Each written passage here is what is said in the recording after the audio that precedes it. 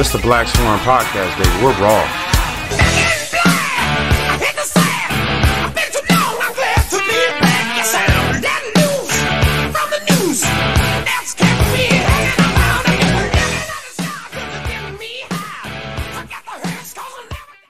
And welcome to the Week 9 edition of the BlackSwarm podcast. Hank Pfeiffer here with Rob Antonell as always. Just want to start right off top with a little apology to our sponsor, Ground Zero MMA. Forgot to get the read-in last week, so this week they are getting presenting sponsor treatment.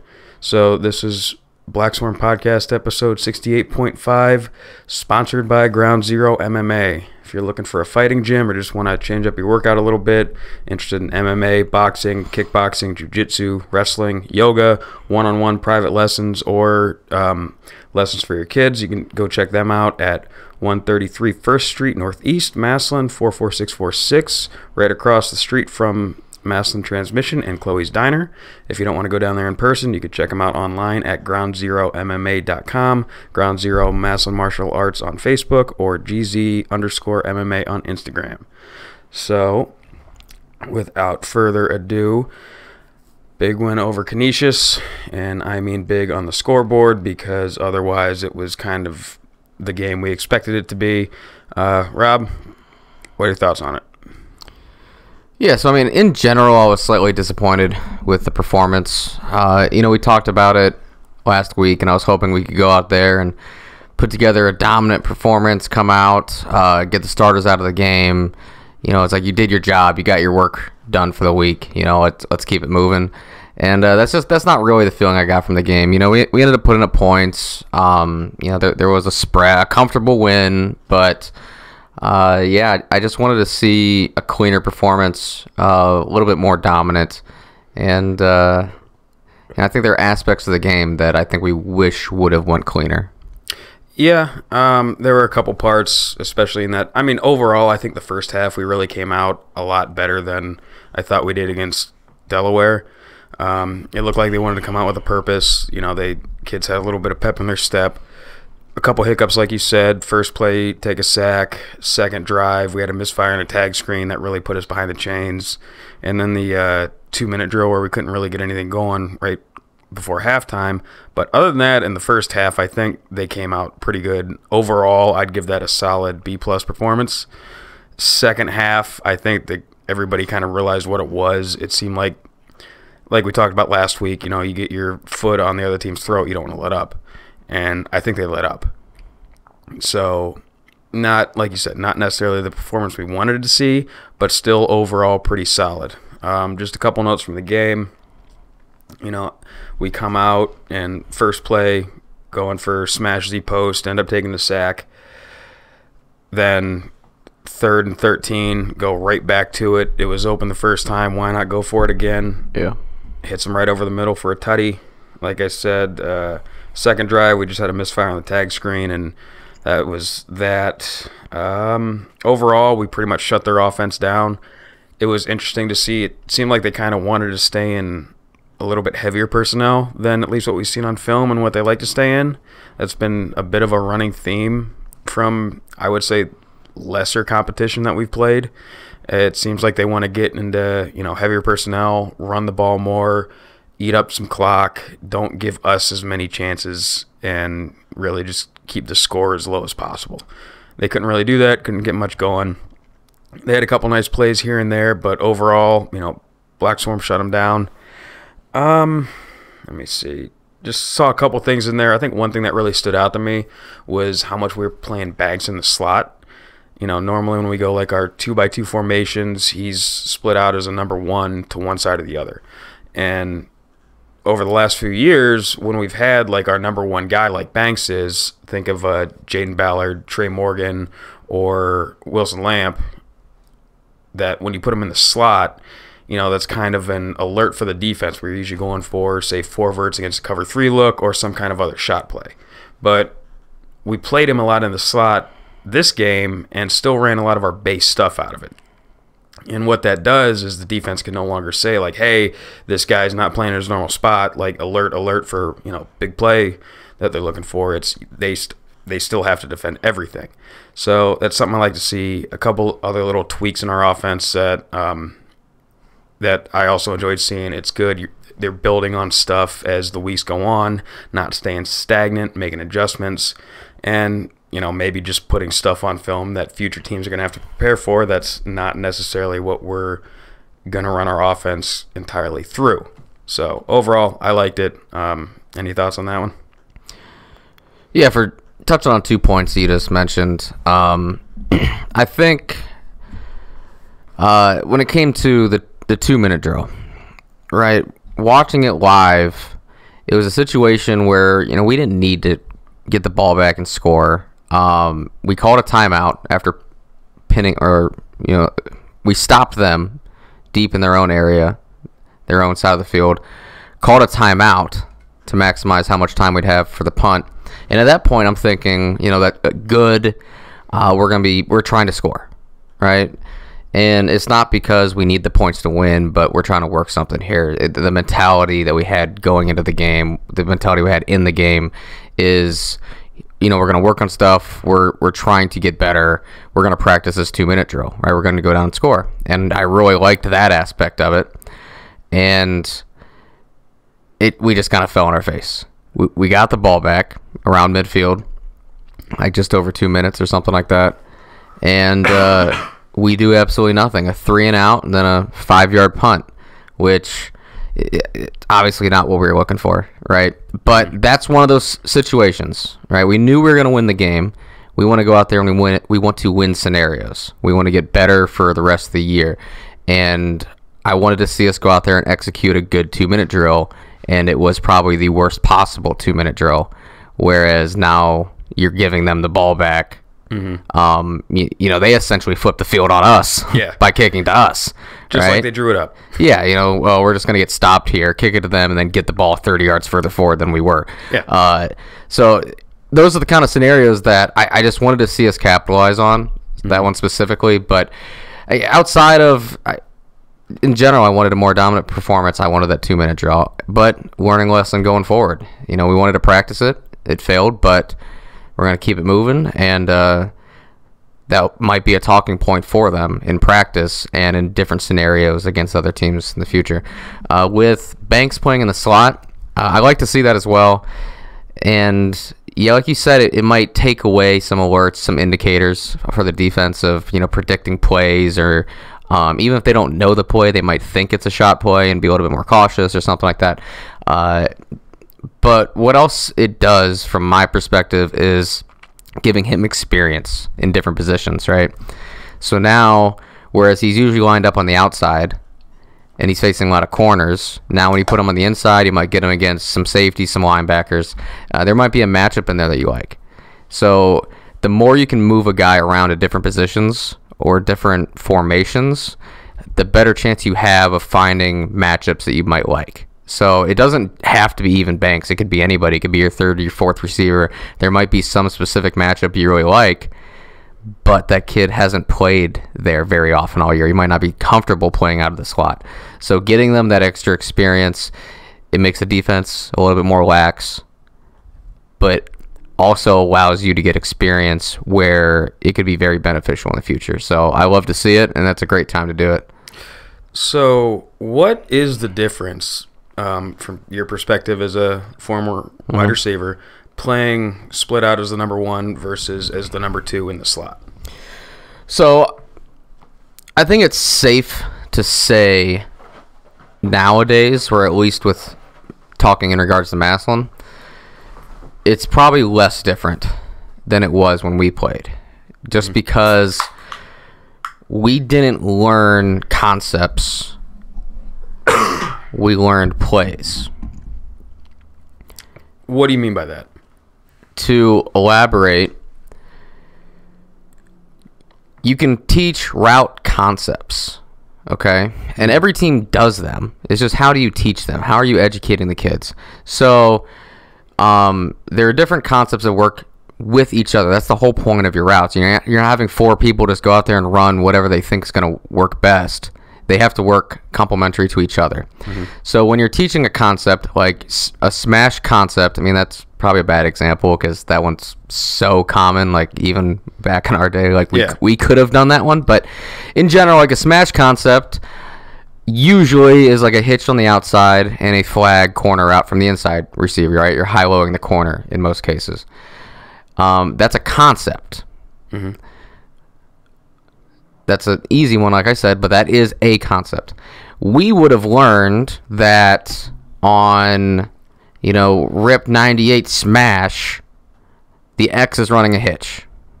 I might not necessarily know what the Y is running. Once again, Smash is a horrible example because we called it Smash and everybody knew what Smash was, right? You could insert anybody on the field and they could run Smash. Bad example, but for the sake of the example. For the sake of it, yes. Yeah. There are times where you memorize your plays, but you won't know what the other players are doing. Mm-hmm. You don't know what the receiver right next to you is doing on a play. So that hurts because of spacing sometimes, right? You're just running your route and you don't really know, am I trying to open space for them or are they trying to open space for me? Are we both trying? If you don't know the concept, you're just running you just draw it on the board and have a kid run it. Yeah. That's basically what we were doing. We're memorizing what to run. I mean, my sophomore year, we wore wristbands that didn't even tell us what play we were running. It only told us what route to run. So they would sign in from the sideline. It would be like 75, and we'd open up our wristband. We look at number 75, and it would say hitch. That's it. So you don't know if it's all hitches. I don't know if we're running. I don't know if we're running. Yeah, I don't know what the play is at all. Yeah. All I know is I'm supposed to run a hitch, and whereas that makes it easy for the kid to run the right play, right? You don't have to memorize anything now. Mm-hmm. It hurts because defenses don't always line up the same way. How I want to run a hitch against. Am I running a hitch because there's a flag going over top of it? Mm-hmm. Or am I running a hitch because we're all running hitches, right? It's different because depending on how the corner plays it, I might run my route a little bit different, or I might try to manipulate the corner a little bit. At the same time, if I'm the flag route and I know we're running smash, you're just looking for different things. Yeah. So, well, with the corner route from the number 2, I mean, you could have a hitch from the number 1, a go, a post, just if you're the number 2 and you just see flag, yeah, it's completely different if you're running flag for smash or if you're running flag for flood. Mm-hmm. So it makes a difference for the kids to know why, like what play it is, what concept we're running, why we're running it, why does it work. So now the kids are taught concepts, so it should be easier for them to go out there and switch positions.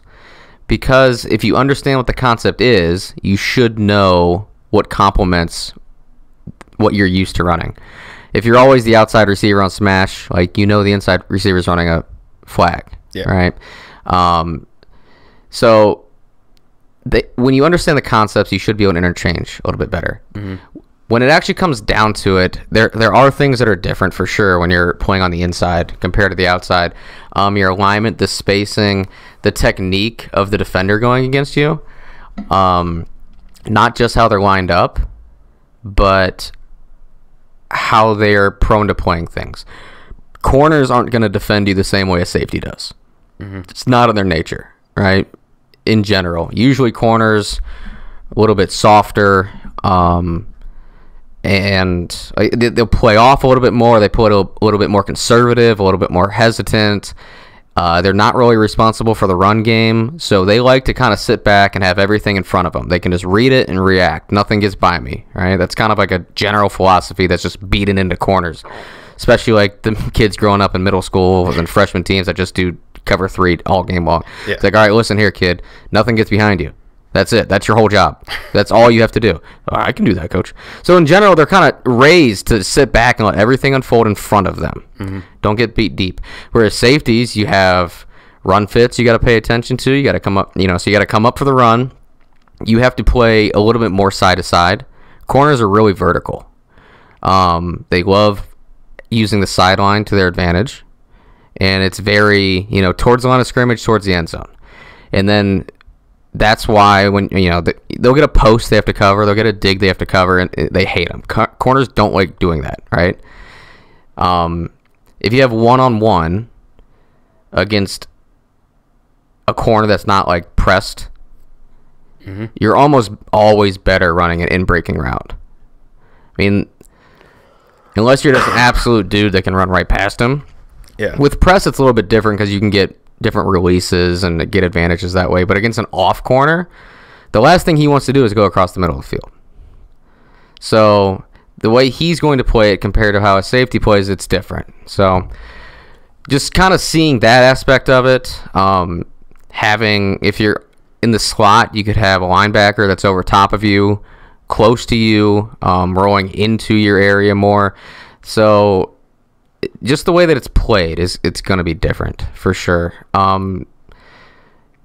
Your spacing, a lot of players get used to landmarks.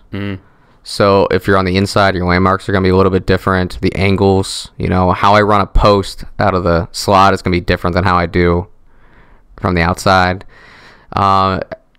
It's not that anything's terribly different, but it's just little things like how do safeties react to this route compared to how does a corner. So it's just the little things you get a little bit of experience on. I mean, the biggest thing in my day would be learning the plays. Now I think that they know the concepts. It's just going to be slight tendencies of, all right, I can do it from here. Here's my markers. Like, you just don't want to throw somebody out there for the very first time and like have him just accidentally, oh, well, I'm used to, so it shouldn't be a huge difference, but it's like an exposure thing, just seeing things from a different angle a little bit. So that's all. It's a good thing, and when you can do it, I think you should be doing it, moving players around. You never know when an injury is going to happen or a matchup's going to appear that you really love or you need, and that's one of the times where you can move players around. So that was a longer explanation than I wanted to go into, but it's a good thing the more you can move your players around in general, I think. Yeah. No, I thought that was a pretty good in-depth explanation there. Pretty easy to follow for a guy who spent his career with his hand in the dirt. So other than that, really, I mean, I don't have much else to talk about in the game. That's pretty much it. Do you have somebody for your little segment, advantaged player of the game, or you want to explain it to people while I come up with one? I mean, if you want to come up with one. I think I got one. Okay. I think we had like kind of different takeaways from the game. We're all moving past it at this point, but I wasn't real happy with the game last week. So I didn't put a whole lot of extra effort into trying to find advantage players. Yeah. Advantage player of the week, that's what we're calling it. The concept comes from gambling, a casino. Players that count cards and blackjack are able to flip the advantage from the house always winning to the player winning, theoretically. The odds are now, it's the slightest difference in blackjack, but if you can count cards and play perfect blackjack, you end up having like a 51% chance of winning. So theoretically, the longer you play, the more you'll win. When that happens, the casinos like to kick you out or tell you can't play blackjack anymore. I mean, fun fact, it's not illegal. It's not against the law to count cards, but the casino has the right to not serve you business. So the idea is you're becoming an advantage player in a situation that is 50-50, or I guess in blackjack it's slightly less. But when you line up in football, everything's 50-50. It's your job to create an advantageous environment for yourself, a teammate, your side of the ball, whatever it is. So what did you do to create an advantage on this play or this concept throughout a game? So this one, I think I'm going to give it to our offensive coordinator, Coach Troxler. We called Smash Z Post 4 or 5 times. First one ended in a sack. Yeah. I think the other 3 might have been touchdowns. When an offensive coordinator, when a play caller in general, both either side of the ball, they have, a small menu of plays that's like, okay, well, this is our one-off. We'll call it. It's going to hit big, and then we're going to keep moving. A lot of coordinators are afraid to go back to something that worked. You see it like in the run game. You bust a run for a big, 50-yard gain, call it again. You get a pass play that's not necessarily just counting on a team breaking coverage, overplaying something. It's not like the fake tag screen or a hitch and go where you're counting on a defender to make a mistake.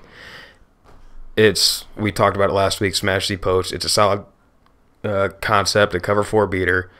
And when a team doesn't want to cover it, it's like an easy button. Yeah. And just keep hitting that easy button, man. For whatever reason, a lot of coaches like to outsmart themselves. And on Friday night, Trox was like, hey, it's there. I'm going to keep calling it. And team executed for the most part.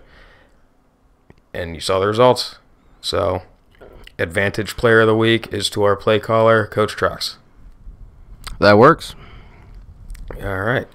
So, I guess with that, we'll get into a little film room action and keep her moving, huh? Works for me. Yes, sir. All right, so first play in film room here. We're marching the ball down the field, get inside the low red zone, and usually our MO, when we get down close to the end zone, send in the heavy personnel, run the ball right down the throat. This one, however, I think we were marching down with a tight end in the game and 3 receivers. We get down to about the 14-yard line, go to sub, and then out trots 4 wide. Right, that's not something we have really ever done before. Let's see what we're going to dial up. And I talked about the offense making a little tweaks here and there. On this one in particular, we call our drive concept that we've been running a lot this year. Love to see it. It's a pretty solid concept overall. And normally when you run it, you have the tailback just run a swing route to pull coverage. Well, on this one, unfortunately, the clip doesn't start before the ball snap, but it is what it is. On this one, Trell goes out like he's running just a swing, and then wheels up, goes right down the seam, catches the linebacker trying to overplay it, and walks in for an easy 6.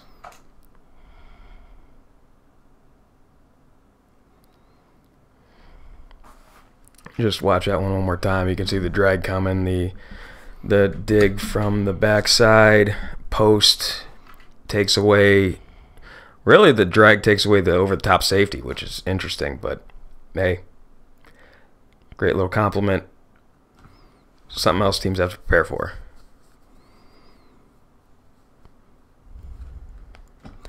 Good job by Trell, just making a man miss in the hole.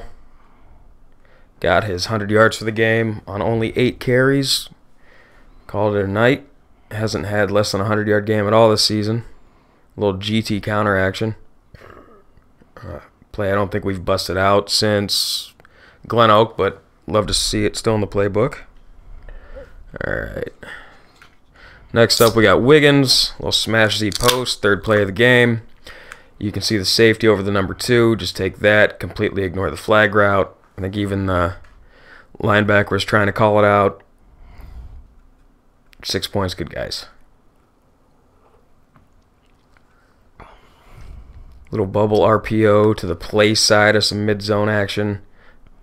Really get that good horizontal stretch on the defense. Tough to defend. Yeah, you can see the corner calling that out and just, sorry, kids. Yeah, I mean, if you roll that one back,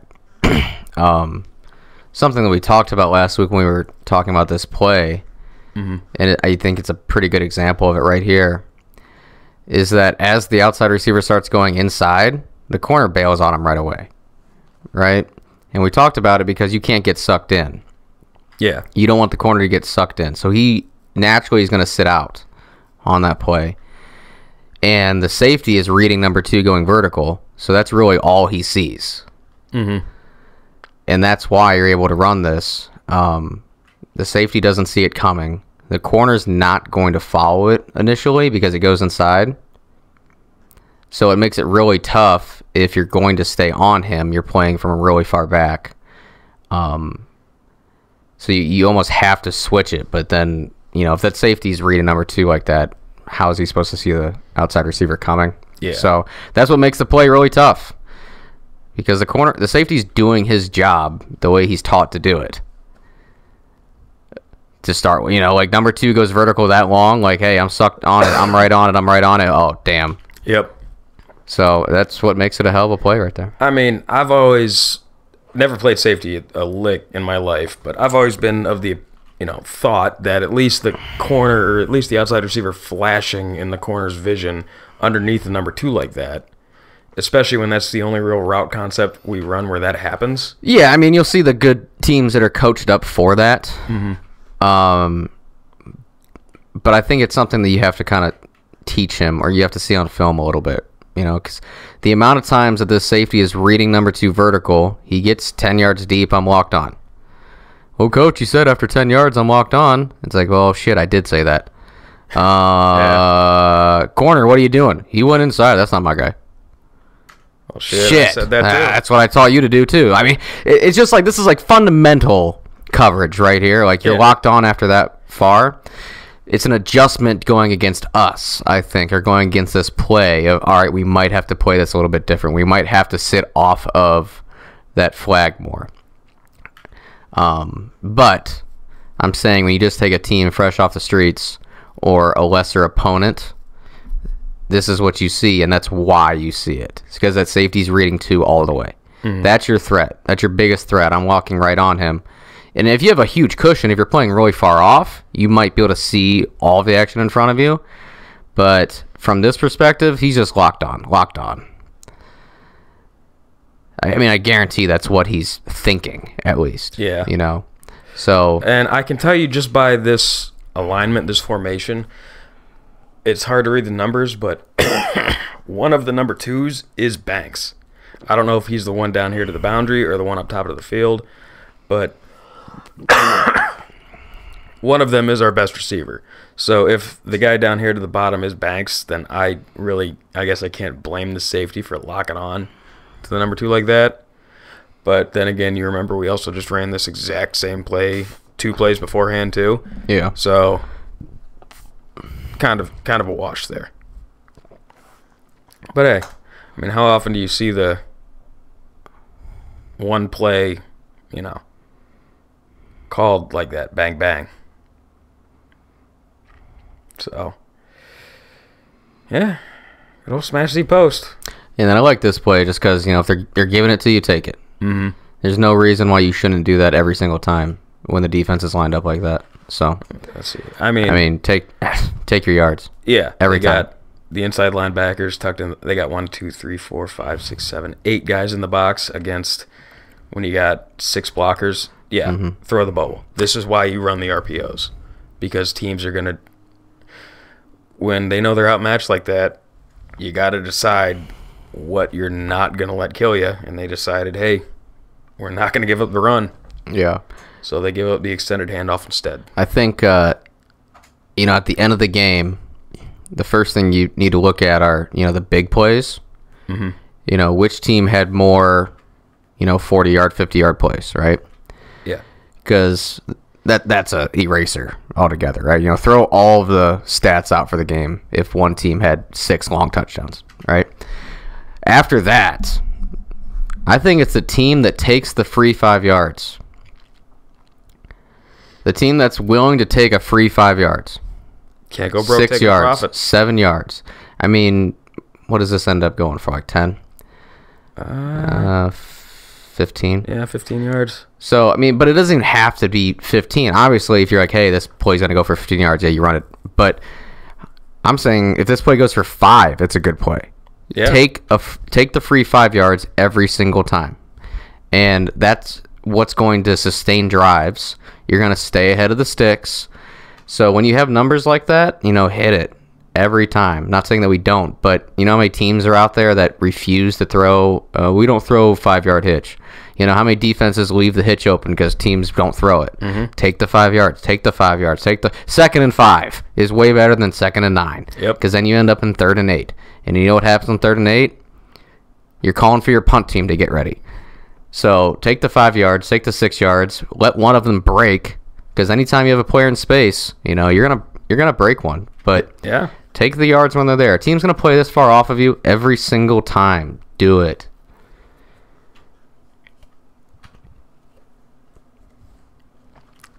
like you said, can't go broke taking a profit. That's about all we got for the offensive highlights, which, I mean, considering the points we put up, I think really speaks a lot, and especially to what you were talking about earlier. So moving right along, going to go work pretty much inside out for our defense. First up, Big Mike. Last week's advantage player of the game. Yeah, I like that they had him bumped out on that play also. Just another one of those things, moving people around, getting matchups. Lined up, head up over the right tackle, I think, right? Yeah, it might be just shaded inside, but yeah. Just beats him inside. Something you especially don't really expect as a tackle.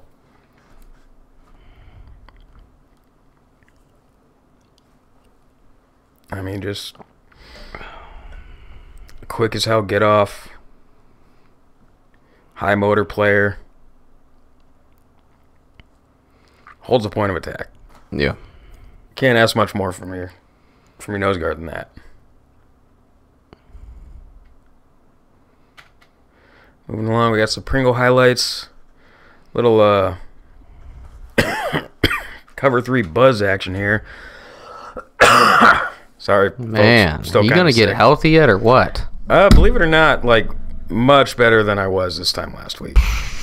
This time last week. Yeah. Good golly. Yeah, not great. So you need to take your immune system down to ground zero MMA.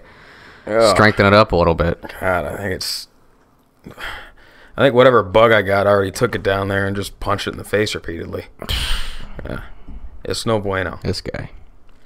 So here's an interesting little play from our defense, a little cover 3 buzz blitz. What we're doing is rotating one of the safeties down into the box. Usually when we rotate, our safeties are coming down like over top of number 2 on either side.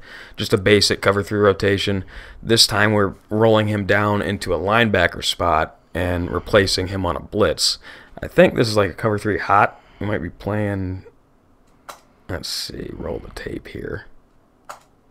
So end up with, what do you got, 1, 2, 3, 4, 8. Yeah, 5 guys in coverage. So a little cover 3 hot action. Just a different way to send 6 guys on a blitz. Not necessarily don't have to play cover 0 man. Just something new every week from the defense, man. Fun to watch. Yeah, worst punt attempt ever recorded on film. I'm hard pressed to say ever, but nothing is coming to mind right now.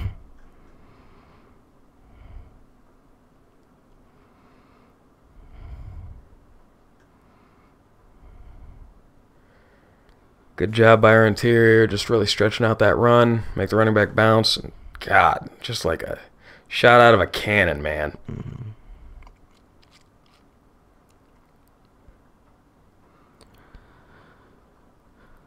I think you said it before, but he's actually a phenomenal blitzer. He's really good at blitzing, yeah. I said that last night on the recording that no one's ever going to hear it. Mostly because you can't hear it because all the audio went to shit. Yeah. No, he's really good at blitzing. I mean, it's noticeable that he's a good blitzer. He's able to get off of blocks really well when he's blitzing. It's just, I mean, it's a natural thing, right? It's not like you're a defensive lineman that's working on that every single day, how to get off of an offensive lineman. But he's really good at it. He's downhill. He's really fast. Attacks the ball. He's also really good at holding his water, too. He doesn't show it until the snap. Yeah, even the few times that he is kind of like sitting back a little bit, letting everything develop in front of him, he doesn't get pushed back, and he's able to get off the block when he needs to. So I think that's pretty impressive because you see him downhill right away sometimes, and then sometimes you see him, I don't want to say slow play it, but maybe it's not going where it's supposed to, and he's like, just kind of waiting to see what's going to happen. Yeah. And like this one, he's feeling it out. Ball doesn't, the runner never gets out to where the play was designed to go, so cuts back inside. So it's a great mix. He just bodies that kid. I mean, that is just straight out of the WWE. Yeah. I want to appreciate that one again. I mean, that one, the first play on his highlight is great. Comes in untouched from the opposite side. Crosses. Bam. Little cross dog action. Stick. Just I mean, that kid is definitely hurting in the morning. Bam. Yeah. But this is like WWE worthy. Stays square. Gets his hips under him. Yeah. Makes a tackle. Clean wrap up. Also, really kind of underrated thing on punt blocks, I think, is especially with like how close you are right there relative to a normal punter. You come flying off the edge unblocked. I mean, I think it takes a lot of athleticism to be able to pull up and not get a roughing the kicker penalty like that, especially when you come free. I like the concept of what you're saying, but if you watch it, Yeah. I don't even think he was going for a punt block. He was just like, oh, I'll set the edge. Wait a second. Why is this kid punting the ball right in front of me? Oh, okay. Whap. Like, that's why I'm saying it's the worst punt. You have a guy lined up on the edge. Your punter's 6 yards deep. And they're like, yeah, we don't need to block him. Obviously, they knew they were punting. You see the safety just sprinting back off screen to get ready to field the punt. Yeah, but it looks so ugly that Pringle isn't, like, rushing in to try to block it. Watch. He doesn't, like, he takes one step upfield. I go, oh, okay. It's like the kicker walked into him. Probably expecting to get blocked by somebody, and then it's Yeah. It's like what I'm saying. He wasn't head on fire running in for the punter. No. I mean, yeah, good job of successfully blocking the kick, because you think that'd be a real easy thing to do, but, like, Yeah. if you have to use your arms, you got to put them in the right spot, and, I mean... Really, all you're doing is diving in front of a dude punting a ball. You don't necessarily know where the ball's going to go. Yeah. You know, you can... I think it's tougher from this perspective even, because he's not just laying out Yeah. horizontally in front of a punter. I mean, there's distance between them, and nonetheless, I think it's a bad punt attempt, but good job of successfully blocking it. Yeah. Especially overall, because, like, when you come unblocked off the edge like that, or just personal experience as defensive lineman when you go unblocked, rabbit ears go up because you're looking for somebody, like, not in your immediate field of vision to come just schwack you. Yeah. So, I think that's what the hesitation was there, like, huh? Okay. Yeah. So, moving right along, we got some outside linebacker highlights. Cameron, white boy that doesn't wear anything on his arms. Number 12. He had 24 hours to figure this out. Yeah, I did. And I kind of like the bit. I'm just going to use it again. Just sticking to the bit, man. Yeah. Good job covering the out route. Caught got- the ball, but He's got a sleeve on, or no, that is that elbow tape all the way down his arm? might be able to tape. Yeah. There's something. He's like, this is just for you, Hank. I'm still not going to wear sleeves or gloves, but I'll put some tape on. A little turf tape. You're my boy, Carmen. I think highlights show, a good mix of him playing out in space and down on the line. Pretty much exactly what we need from our Obi, our Jack backer. Just good chase down on that one. Was that? I can't tell if this is a rollout protection or if he just, like, the tackle doesn't see him since he... Yep. Tackle's late. Tackle didn't see him since he crept up late. After the motion by the... Yeah, just creeps up late. Coming in hot. Advantage to our kid. Good job, Cameron. Hair down, playing on the line, holds the point of attack, sheds the block, and just... Push and pull. That's Get outta teach here. tape right there, baby.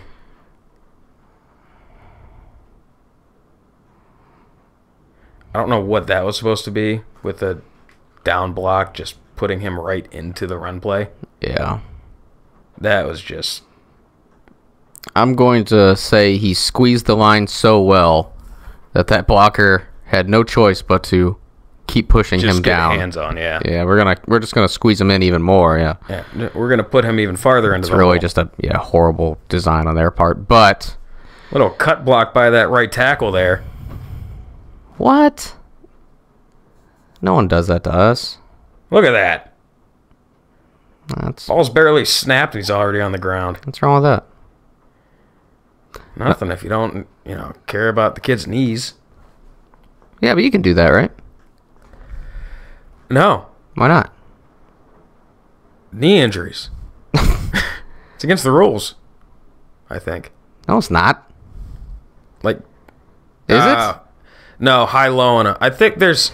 If you are one-on-one, you can do it. You can't do it to anybody else engaged with another blocker. Correct. You can't high-low guys. You can't do it outside the tackle box, I think. There's some kind of weird rules about... Yeah.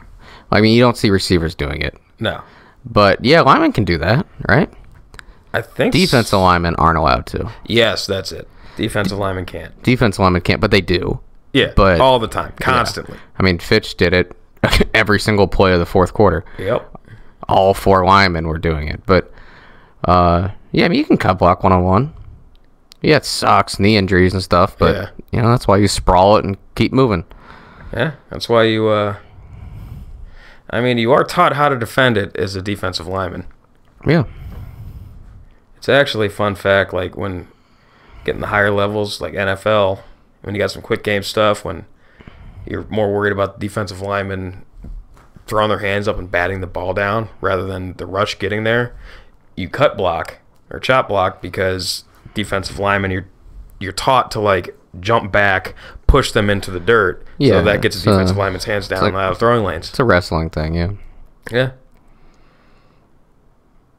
But, all right, moving right along. If you go down to Ground Zero MMA, I'm sure they can teach you how to avoid a single leg takedown. Yeah. And it would be a little bit similar concept to start with of how to avoid a cut block. Little wrestling, jiu-jitsu action there. Also great plug. Moving right along, we got some safety action here. Just filling in late. Almost looks like a cut block there. But it's a tackle, so it's not a cut block. I mean, I think it can still use that term. Yeah. It's just not illegal. Right.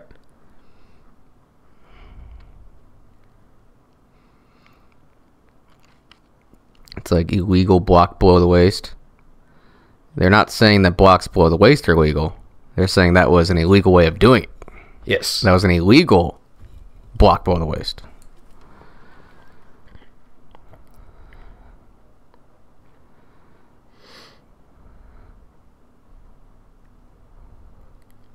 Good job. And it's not his highlight, but good job by Big Mike on that one. Just sending the heat, man. Kind of the nature of the beast with, I got free safeties highlights. Yeah. You know, you either have interceptions, pass breakups, or you have a lot of tackles like 7-8 yards down the field. Yep. It's just kind of how it goes. So it is what it is. It's more about being able to tackle in open space and eliminate long runs than it is about having a great play for the team. Yeah. You know, it's like, oh, they got 10 yards. That's not good. Yeah, but, you know, once you get to that level, like, that's where you shut it off there. You get 10, but you're not getting 15. You're not getting 20. So that's why a lot of these safety highlights. And a lot of these, like, that's the first time they ran outside or jet outside zone. After that first play, I think we kind of shut it down. A lot of the stuff. Roll out. I mean, yeah. Receiver just got leverage on the defender. Safety comes, cleans it up. That's what they're there for. Just the center skipping the ball. He was doing that a lot all game. Big Mike. Yep. That's one thing, man. When anytime I see a center that, like, it's not a known thing that they have bad snaps, they're getting their ass kicked up front by the nose guard all game. What they're trying to do is they're trying to just shorten the snap motion, either shooting their hips up too quick or just short dicking it with their arm. And the ball's either flying over the quarterback's head if the hips shoot up, or if short stroking the arm, ball's just dribbling on the turf like that. Regardless, it tells me a lot about how bad they're getting beat by the defensive line.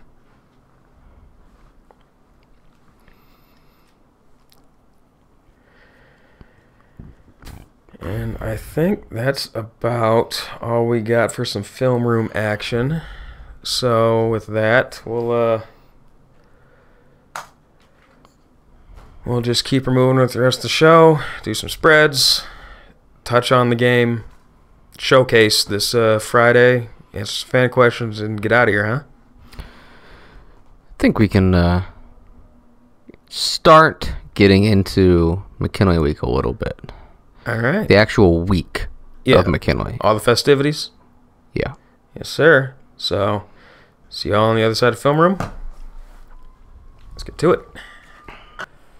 All right. So, officially, week 9 for us is a bye. Bye week. Big vacation vibes over here.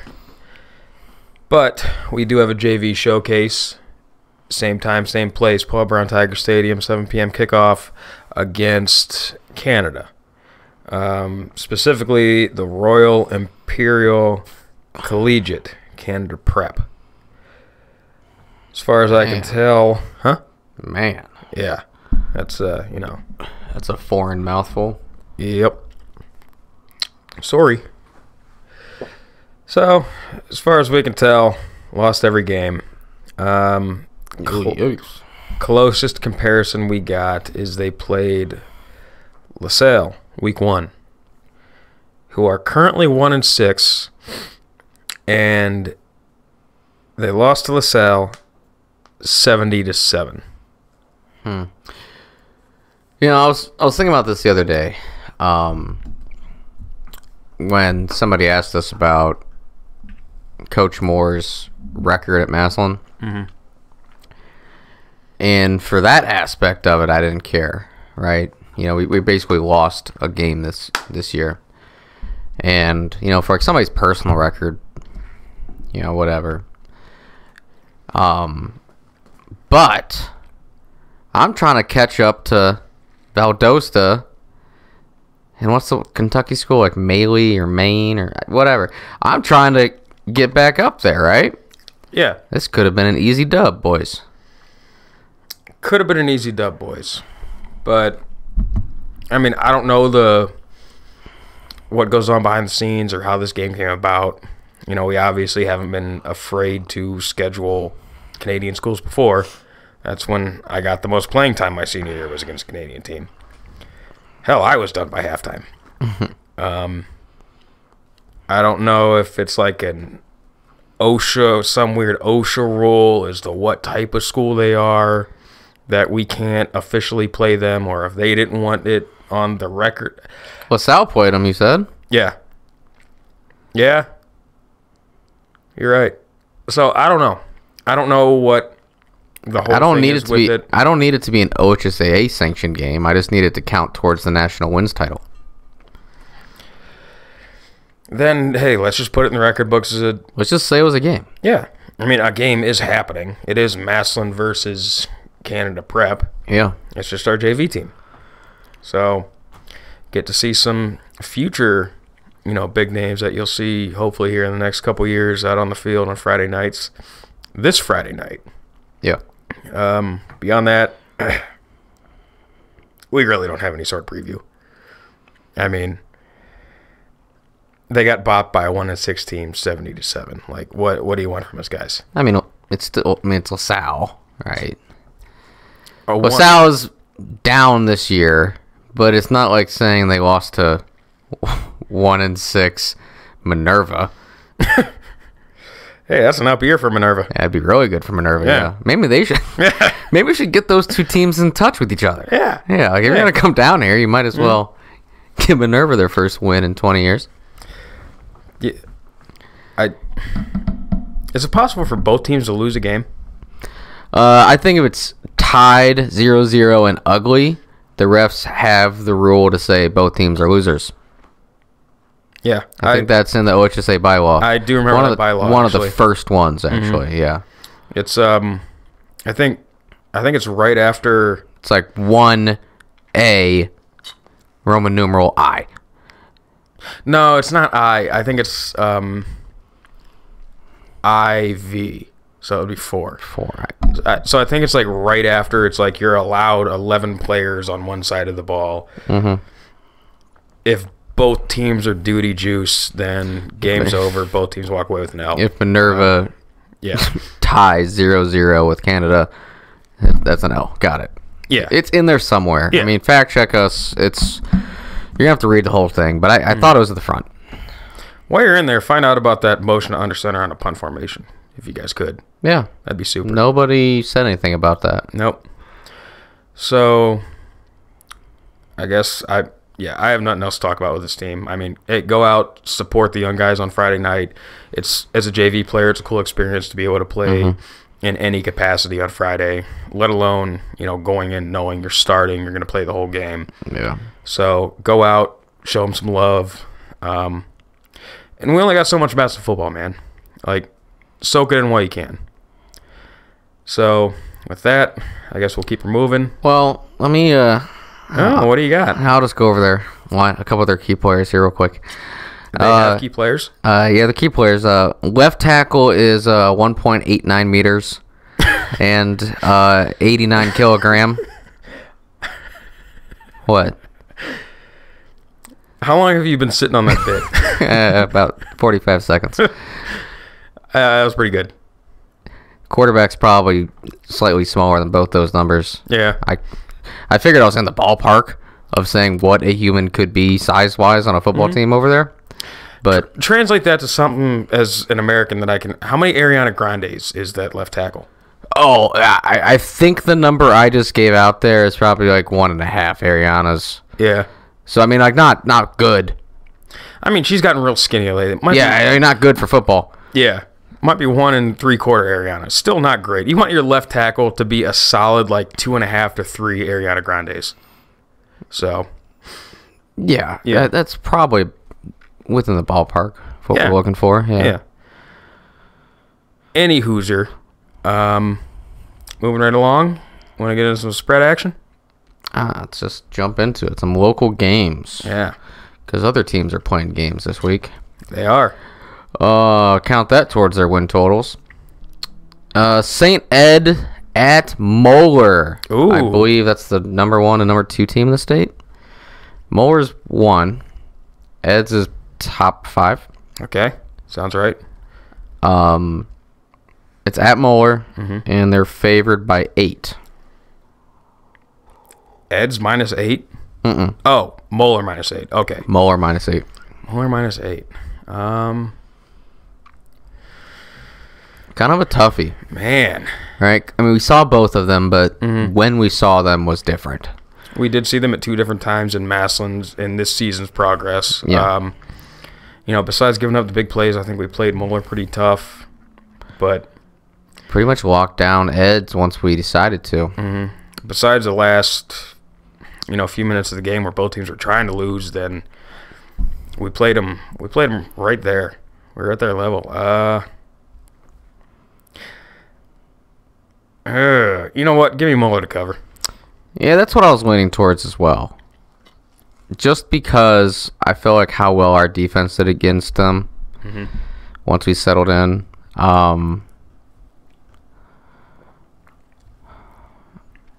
I mean, trying to go back to the Moore game and it being week 1 is tough. But, yeah, I think they might cover. Yeah, I think Ed's is a little overrated. So, Canton South is -18.5 at Orville. 2 teams I know absolutely nothing about. That's what makes it fun. Yeah. They're -18.5.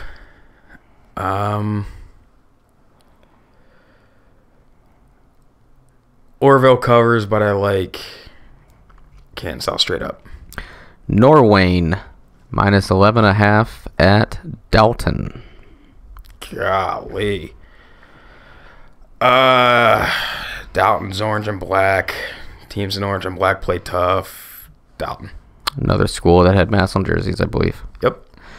I think I'm going with Norwayne to cover on this one. I think I remember Dalton being horrible underdogs early in the year against somebody, and they didn't cover. Oof. So I'm guessing they're pretty down. Which, I mean, I know down for them is going through the hallways trying to find kids to play football. Yeah. But I feel like they had some success not too long ago. So, yeah. It's like you talk about, you can't recruit in public schools, but I think those coaches are going at, down their own hallways having to recruit players. Yeah, you can recruit within your own school to play a sport. Yeah.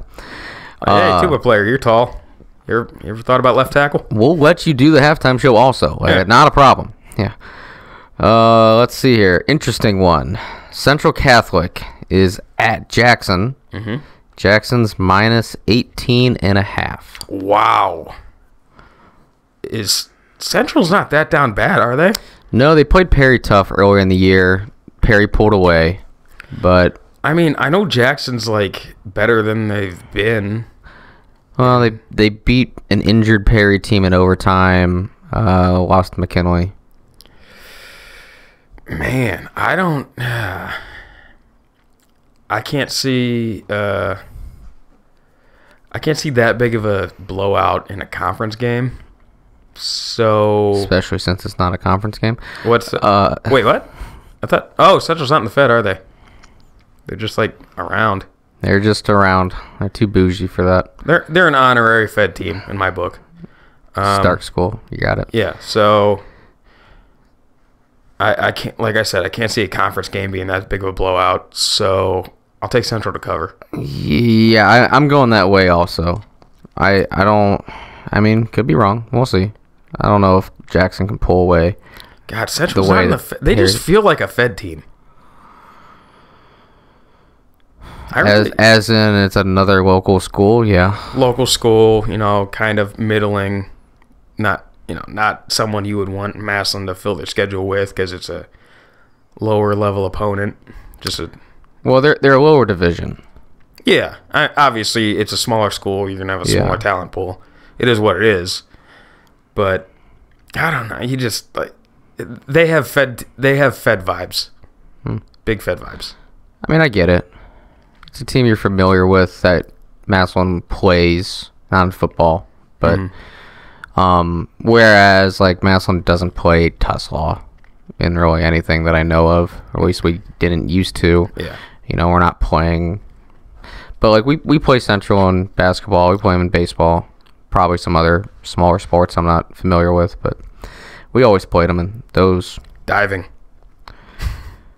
I mean, probably. I feel like all the schools that have swimming teams like face each other at some point. Yeah, invitationals and stuff. They're always going against each other. There's like somewhere. 8 of them in Ohio. So yeah, okay, there's more than that. But Green is at Hoover.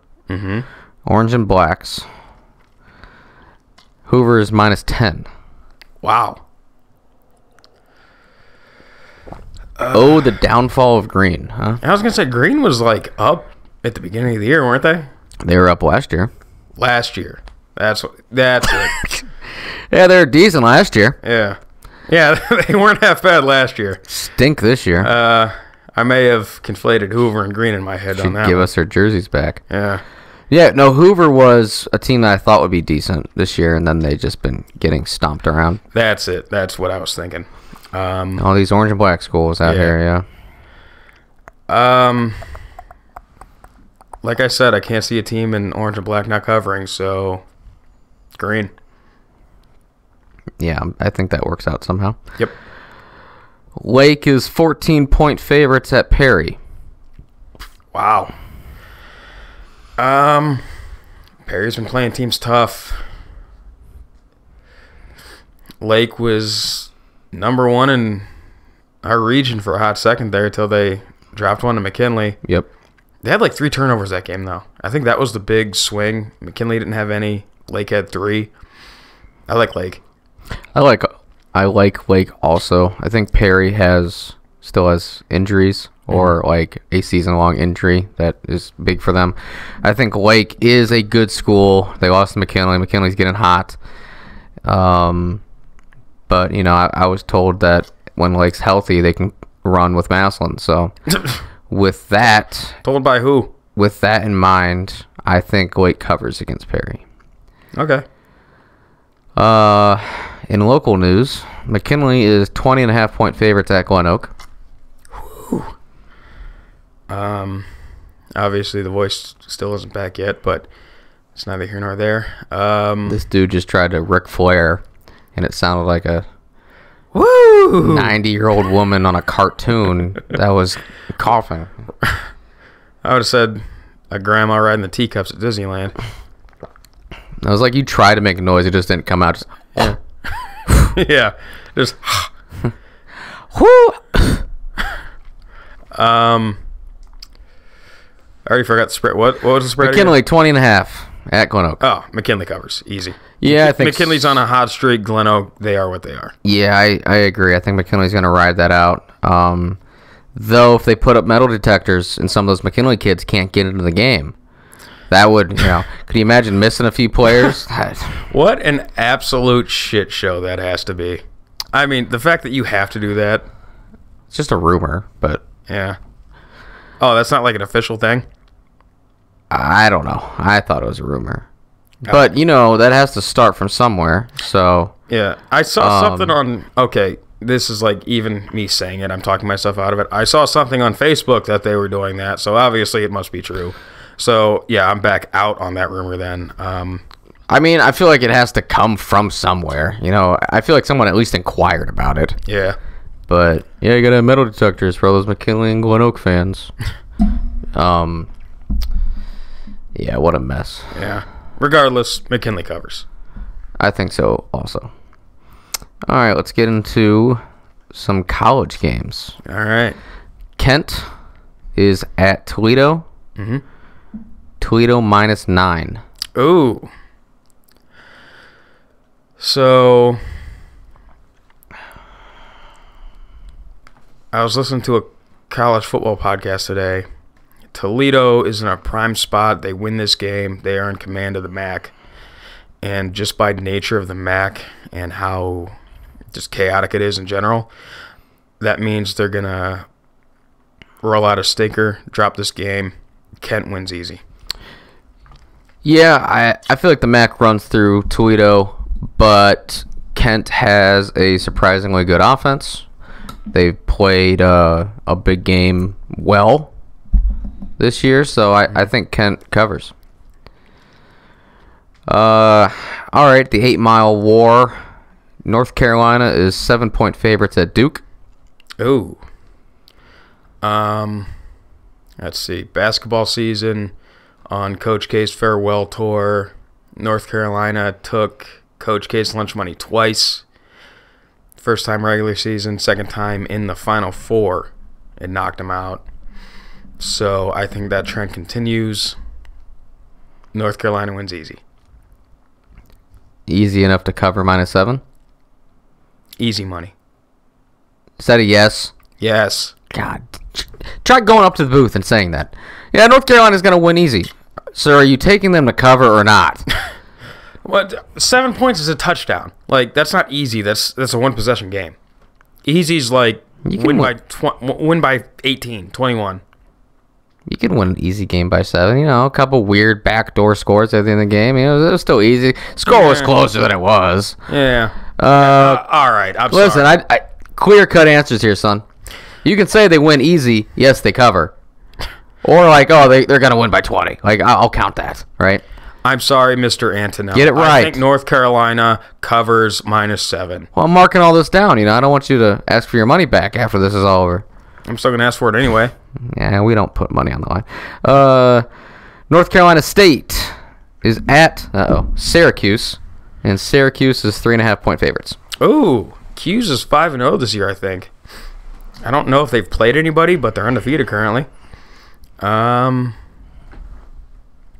They're on a heater, and they're going to keep riding it. Give me Q's. Give me the orange. NC State. Oklahoma State at TCU. TCU -4.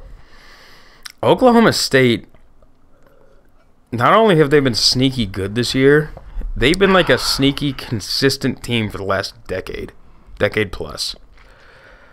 With the likes of Justin Gilbert and company. Yeah. Making their way into the NFL. Mason Rudolph. Des Bryant. He dropped it. He did drop it. Give me OK State to cover. I'm taking TCU at home. USC is traveling to Uda. All right.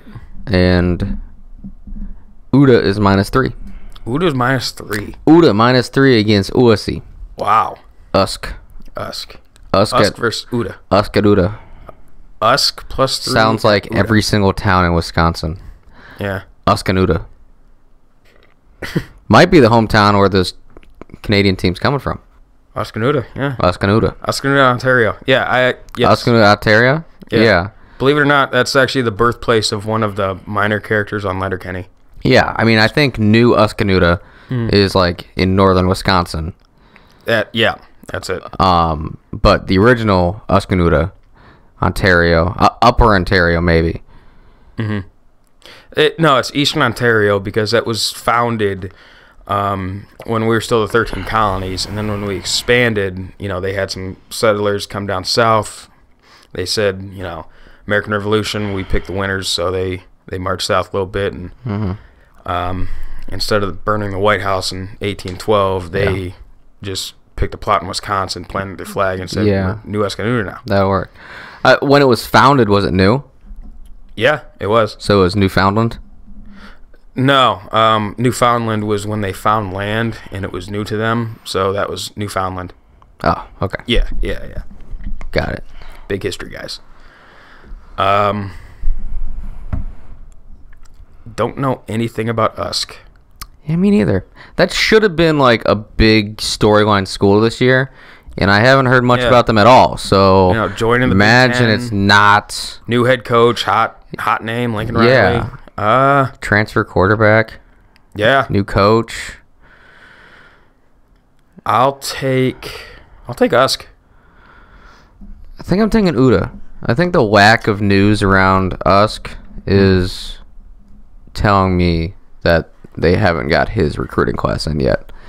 I mean, it's his first year, but I think the principle is that it's not where they want it to be yet, obviously. But I'm going Uda at home.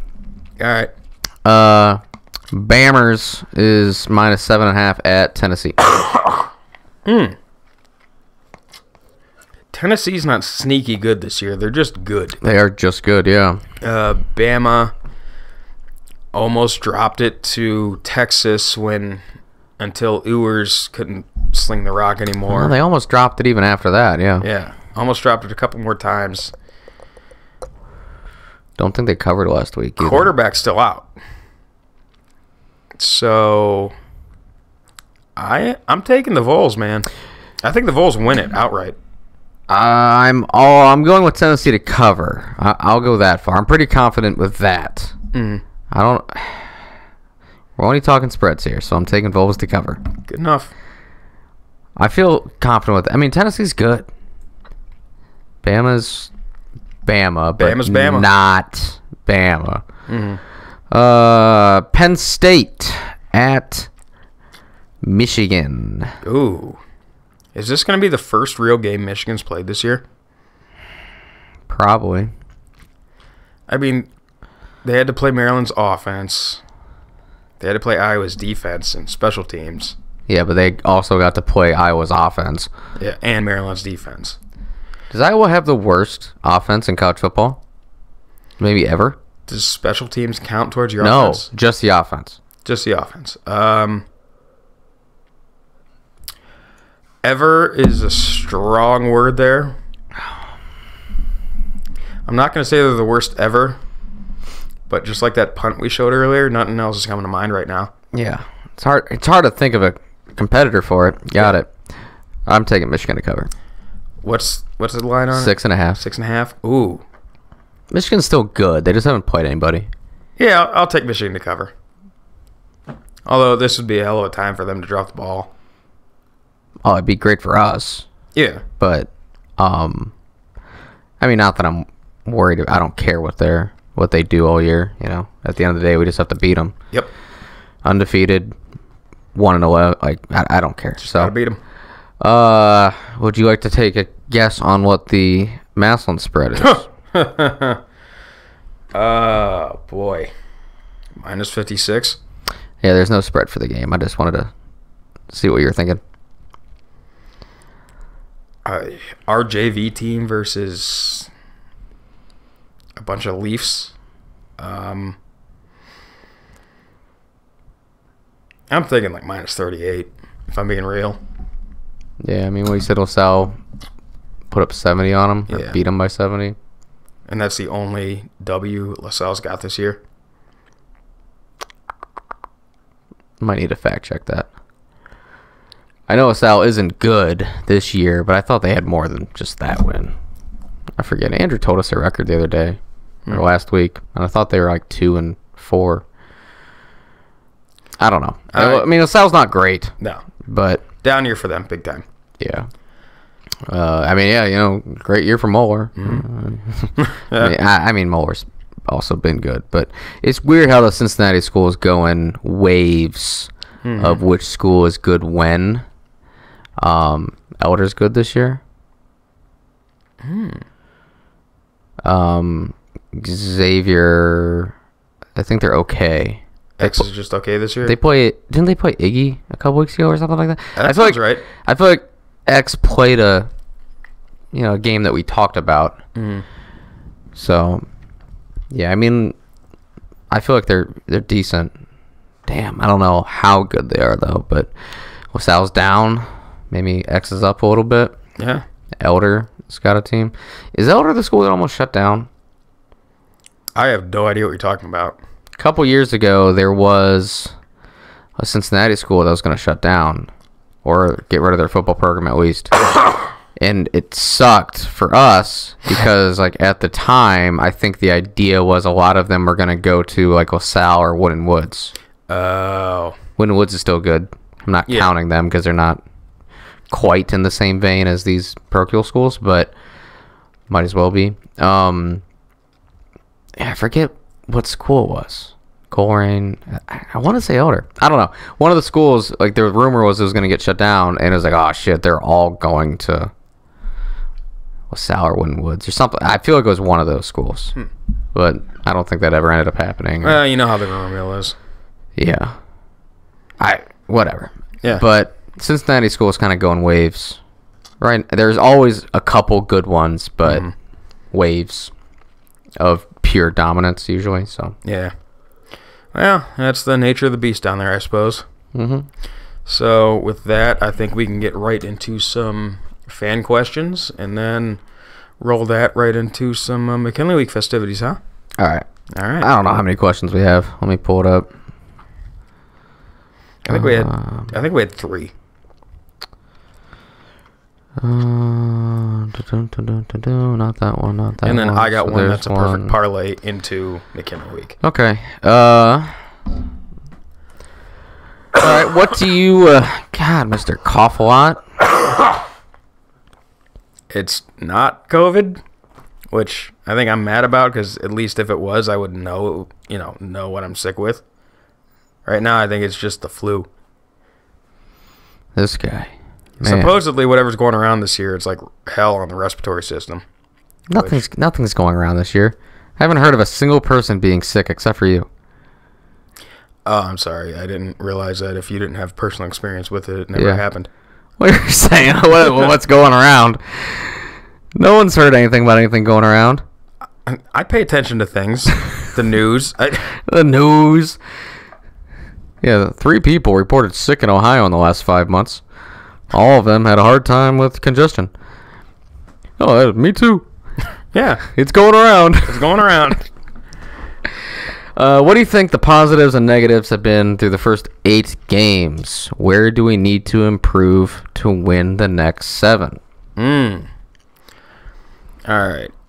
I think the positives, you see like the highest highs in the Ed's game, the Moeller game. That when everything's clicking, when we're rolling, when everybody's on it, that we can play with anybody and we can beat anybody. The negatives, we're just so inconsistent, man. Yeah.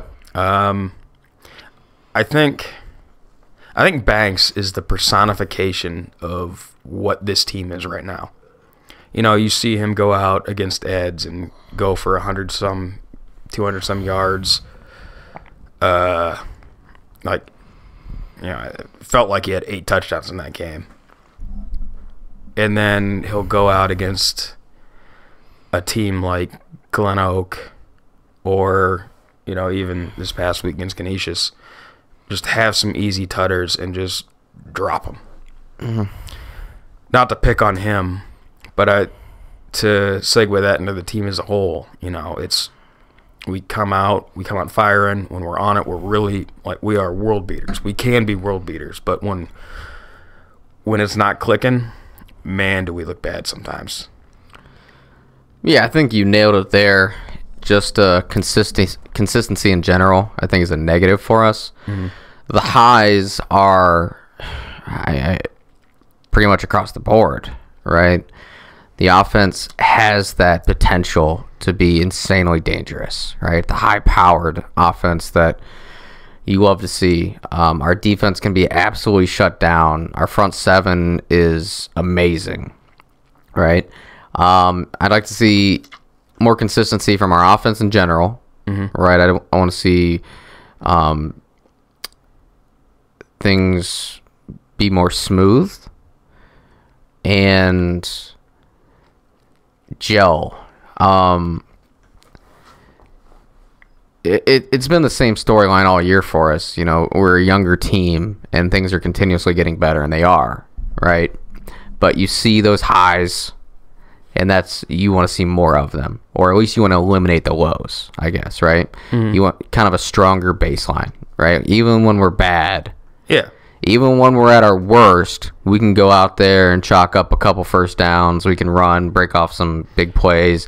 You want the floor to be an above average ceiling. Yeah. So, when we're just absolutely at our worst, I still want us to be able to go out there and put drives together, right? If it's 5 yards at a time, nickel and diming, taking a shot every now and then. I want to just eliminate the bad drives. On defense, take away some big plays. A little bit better statistics in the back end.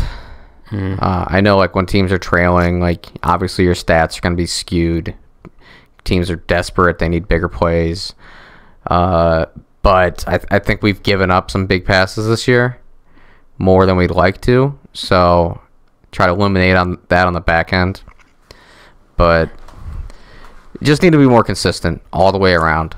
So I think that's where we need to be to keep moving forward. Yeah, I think one thing. So I was looking at the cumulative season stats the other day, and not that you can really get a lot out of stats, but there's certain things you want to look at.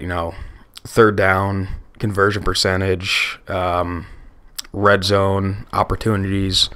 One stat I would like to see MassillonTigers.com show, because I think it's a really good indicator of how good an offense moves a ball, is average distance to go on third down.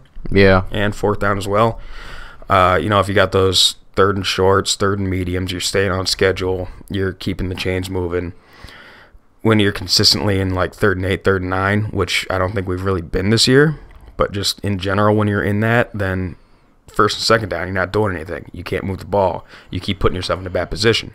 So that's something you can look at. But one thing I saw, and it shows a lot about the consistency in the run game, and Trell specifically as a player, is he's toted the ball about 170-ish times so far this year. And he has a total of, for yards lost rushing, 11. He just does not get tackled in the backfield. When we hand the ball off to Trell, it's almost worst case scenario, get back to the line of scrimmage. Yeah. That's something I think that, we obviously hang our hat on the run game and just powering through teams, running it down their throats. And when your floor is the line of scrimmage on that, you're putting yourself in a good spot. And that's not just on the running back or on the line. It's both of them working in tandem. If, say, a lineman misses his block, Trell's going to make that man miss. If everything's blocked up right, but the defense just swarms with numbers, it is what it is. But Trell's still a dude. Our line's still really consistent. I'd like to see that consistency a little more in pass protection, but pass pro is difficult. It's hard. It's you hear people calling for all the time, throw the ball more. But as an offensive lineman, you're playing passive. You're just retreating every play in pass pro. It's your kick stepping back. You're letting the defensive lineman attack you. So I think having that strong run game it's a whole mentality thing. You know, like you might not get as many explosives, as many big plays in the run game, but you're letting your linemen go attack the defense. And that is, it's a really big thing, and it's hard to describe to somebody that like can't understand it, but it's just a mentality thing of we're going to attack these guys rather than letting them attack us. Yeah, I think the line I didn't really touch on too much. I think the line has played pretty well this year. Going into the season, I was a little bit worried about how they would perform as a group, but I've been impressed with them. I thought they've done a pretty good job. There are times where there'll be a missed block, somebody will whiff on an assignment, but in our big games this year, I feel like they've done a pretty good job. They've stepped up. There weren't any just noticeable times where I was like, oh man, our line's getting beat, or like we don't match up with this team we're playing. I think they did good against Eds. I think they did get good against Moeller. So I've been fine with the line. There is room for improvement there, but for somebody that doesn't really watch it, but a little bit, I don't want to notice the line. I guess is like that's. I don't watch them too. I watch a lot of skill player stuff. I don't focus in on line play too much. So like when I'm not noticing stuff, that's great, right? So I remember like thinking that after the Eds game, I was like, wow, I don't really remember any like negatives from our line last night. Like that was cool. And watching some highlights, it's like, oh, they're getting movement, they're making holes, like nice. So I think the line has played better than I expected them to this year, especially in the big games. So. That was one of the things I was worried about, but they put me at ease on that. Yeah. You said you're fine with it. I'm high on them, man. Like, I know that's where my heart is. That's where almost every play, unless I'm watching for something specifically, my eyes always start at the line of scrimmage. Yep. And like you said, there's not that there hasn't been anything noticeable because we haven't bullying cats. There hasn't been anything noticeably bad. Yeah. I think that's my biggest takeaway from them specifically. And, on the other side of the ball, our defensive line, we talked about Big Mike a lot on this podcast, on the last one. He's been getting after cats. The rest of our defensive line, and like you talked about before, the front seven, they've been getting after it, just playing lights out. So, yeah, I think that's been a very consistent part of our game, and needs to keep being consistent, and just overall the entirety of the team needs to have that consistent high level of play that they've shown before to get us through these, what that guy said, the next 7 games. Yeah. So that's all I got for that one. All right, next question. Do you think the extra week going into McKinley is going to hurt or help the team? Feels like it could be a scenario... Oh, I'm sorry. I thought I read this question before, and I didn't. Yeah, no, we talked about it before, but we can still touch on it again. Yeah, I'm sorry. I'll paraphrase these questions a lot, and I thought he was going in a different direction with this. So, do you think the extra week is going to hurt or help? It feels like a scenario where they're too jacked up for the game, and they'll come out and play undisciplined football. So, I get what he's talking about, because my takeaway from the Eds game at the start of it was exactly that. Yeah. They were a little too jacked up, a little too jittery, a little too on edge, and you want your guys playing loose, You want them playing out there fast and loose. You want them playing their game, not out there trying to make the big play. Because when you go out and you try to make the big play, that's when bad things happen. I think... It's a tough one, man, because like we talked about off air and we talked about on the last podcast, it's like we're just kind of looking over this Canada game, and it's 2 weeks of McKinley week, man. And you start to get a little anxious, you start to get a little antsy. I don't envy the coaches for having to, what they're going to have to deal with going into like the middle of next week with. To me, it would feel a lot like two-a-days, where it's just that grind every day without really any payoff at the end of the week. And that's when fights start to happen. That's when guys get hot. That's when you just got all this pent up aggression, energy, and you don't have anything to do with it. So I think it's really going to be on the coaches to how are they going to manage that? How are they going to manage this extended McKinley week? And I have faith in them. I mean, I kind of go under the assumption when I see a lot of the stuff that we do that these guys aren't idiots. Like it's been pretty much the same consistent core staff since 2017. You know, we made 3 state championships, however many more regional championships. They know what they're doing. Mm-hmm. And it's going to be a task to manage that, but I think we're going to come out just fine. How McKinley wants to come out is going to be interesting, especially after I want to see how they play Glen Oak. Like, are they just looking over Glen Oak to Massillon week for them? Mm-hmm. Are they just taking it 1 week at a time? You know, they're on a heater right now. They dropped the first 4, but they haven't lost since. And if they keep that going, they come into the game on Saturday hot on a heater, feeling themselves, and we're just, you know, we can come in too high, we can come in lackadaisical. It's a challenge, man. What are your thoughts on it? I mean, we've already touched on the fact that I think we'd both rather have a game this week than having the bye week.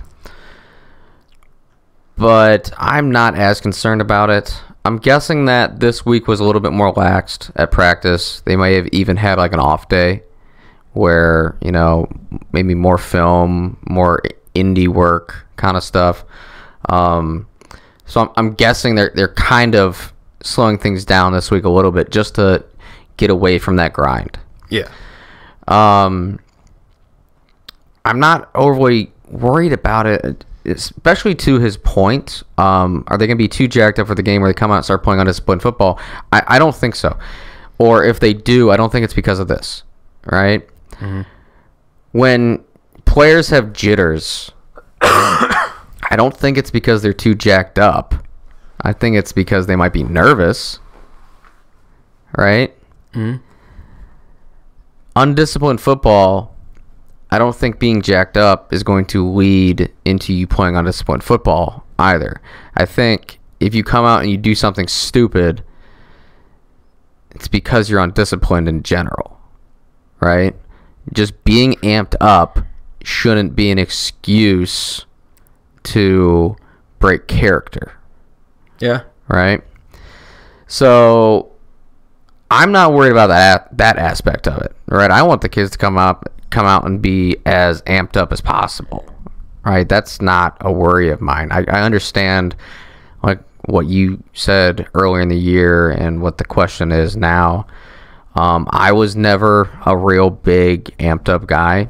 Mm-hmm. I was calm, and then I could kind of like focus in, and I could kind of internally turn it on a little bit. But in general, you know, I probably was more of a conservative, like cautious type player. Maybe not like nervous, but like cautious. But I feel like if you're just super amped up, like that shouldn't break your discipline, you know? So it's on the coaches to make sure you're a disciplined player. It's on you to make sure you're a disciplined person, player. But just being amped up shouldn't change that, right? No. I mean, honestly, I'm not worried about it. I was just really... My answer is I'm like thinking about it more and the possibilities, but it's not really something on my radar.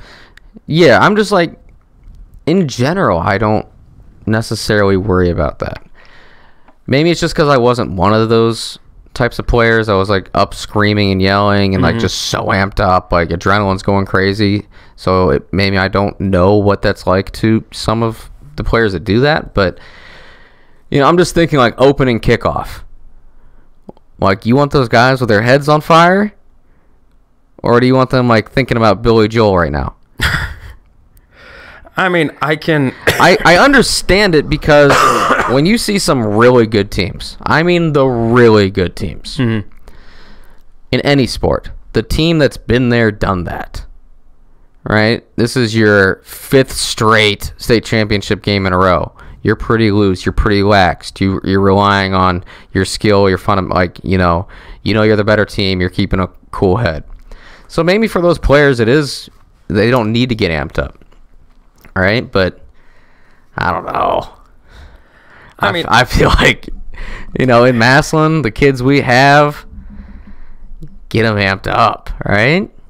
So I think every player's different. Some guys like yourself like to go out there just all loosey-goosey, don't really need to they can, whatever their version of turning it on isn't the guy like jumping up and down, screaming, shouting, all hyped up. You want to know why I was like that? Why?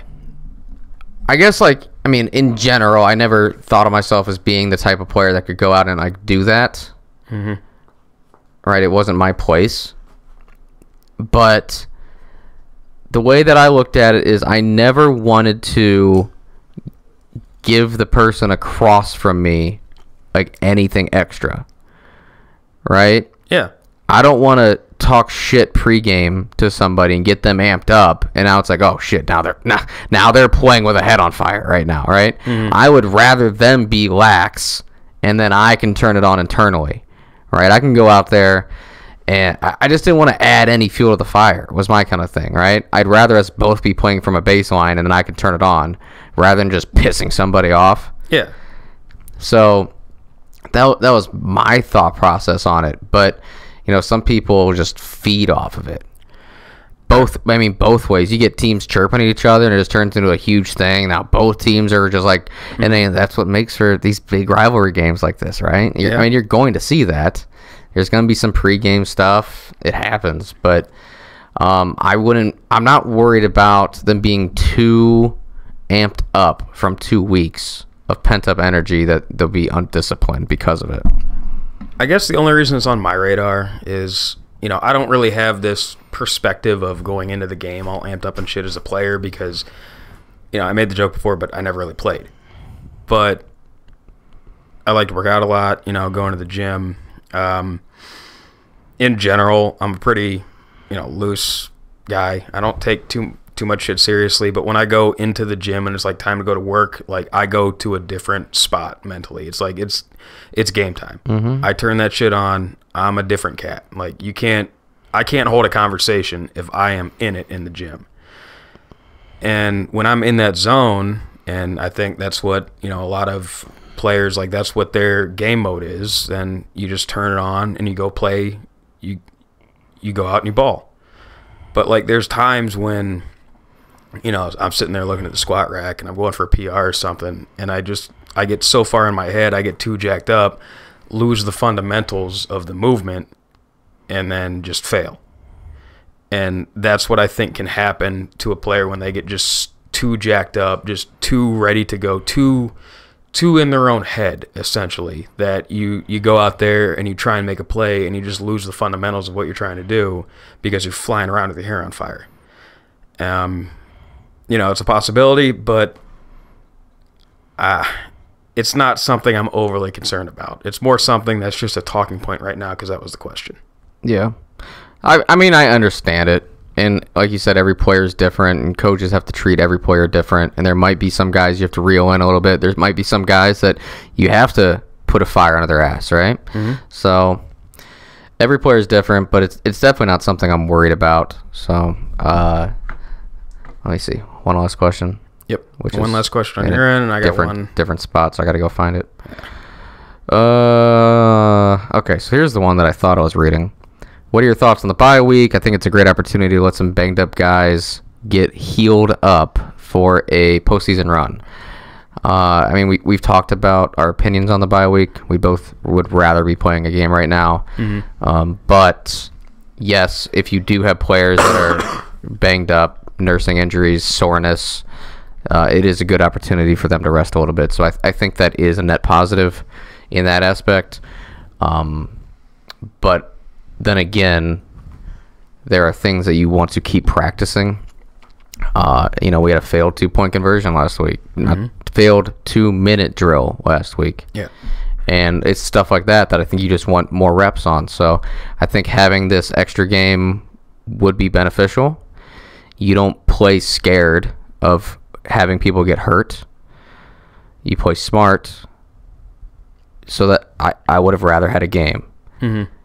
But to the point, yes, if we do have banged up players, it should help them recover.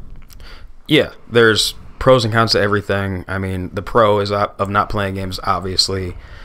Guys can rest, let their bodies heal. Football's a violent game, even if you're not injured. Like you go out on the field, you play a full game of football, you are sore in the morning. Yeah. So mother not great. Better than I was. Better than I've been since I got sick, but still not great. Been sick all season. Seems like it. Anyway, so yeah, the pro is you get that extra week of rest. You come into the next game feeling a little more fresh. Any guys that have been hurt, don't even have to worry about it. And the con is, like you said, live game reps are the best kind of practice you can get. You can't replicate, no matter what you do in practice, you cannot replicate live reps against a different opponent in game situation. So you're missing out on that. Like you said, you can't play scared. You got to play smart. If your main goal in a football season was to not get hurt, if that was your number one priority, then you just wouldn't play football. It's a violent game. Injuries happen. So there's pros and cons to it. If you're more concerned about rest and recovery, then yes, bye week is great. But like we said, like to see the game reps. It is what it is.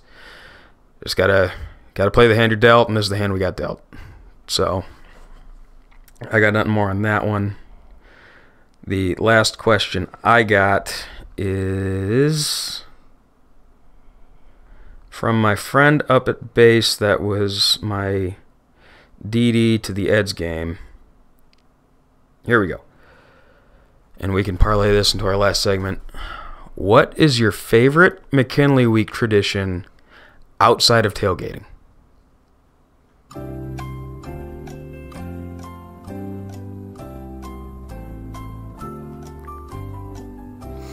Tradition.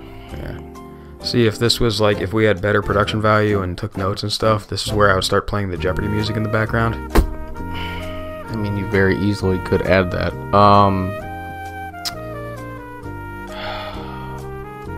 Yeah, but then I gotta go find it and like rip the sound off YouTube and put it back into the podcast. I don't know. I mean, you have... a couple... an easy answer would be like the parade. But a lot of the times we're busy on Friday nights or getting to bed early on Friday night. You have the Booster Club meeting on Mondays. I mean, it can be your own tradition you got. Anything. Any tradition. Okay, so... since it's come out... I'm going to do like a two-part answer here. Okay. Since it's come out, I have watched Timeless Rivals the week of the McKinley game every year. Mm-hmm. So every McKinley week I watch Timeless Rivals at least once. I've also been trying to watch like Go Tigers the same week as well. I know like Jim used to watch Go Tigers every single night of McKinley week. It was more of like just having it on in the background, but he would have it on in the background every night of McKinley week. Timeless Rivals, I think it's a really good movie. Mm-hmm. I like it a lot, so I enjoy watching it anyways, but we'll get into that a little bit more here once we start talking about activities. But I guess that would kind of be one, is that I watch that every week. But I think my actual answer would just be kind of driving around downtown. You bastard. The leaves are finally starting to change. Yep. All of the flags are up. Every single store in downtown has all of their signs up. Cars are driving around with their flags on their windows. People are wearing orange Massillon shirts just all week long anyway, when they go to the store, when they're going on a walk. Anytime they leave the house, they're wearing Massillon gear, and it's just cool community event that you feel a part of, even if you're not talking to anybody. If you're just going around by yourself, I mean, it would be interesting to see what an outsider would say, because you're like, they're driving around and they're seeing everything, right? And it seems uniform. Whereas for us, you know, I can drive downtown, I can go to the store and wear a Massillon shirt and see all the Massillon flags. I can park next to a person with their Massillon flags on their car, not say a word to them. They don't say a word to me. I walk through the store. You see that people are wearing Massillon gear, but you don't really think about it, or you don't like, oh, hey, you're wearing a Massillon gear. I beat McKinley, right? It's just like everybody knows. Yeah. Everybody's wearing, it's one big thing.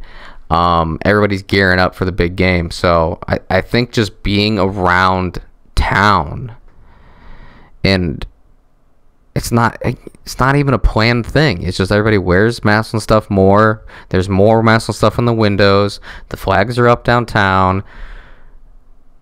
The leaves are changing. It just feels like McKinley week, without anybody telling you.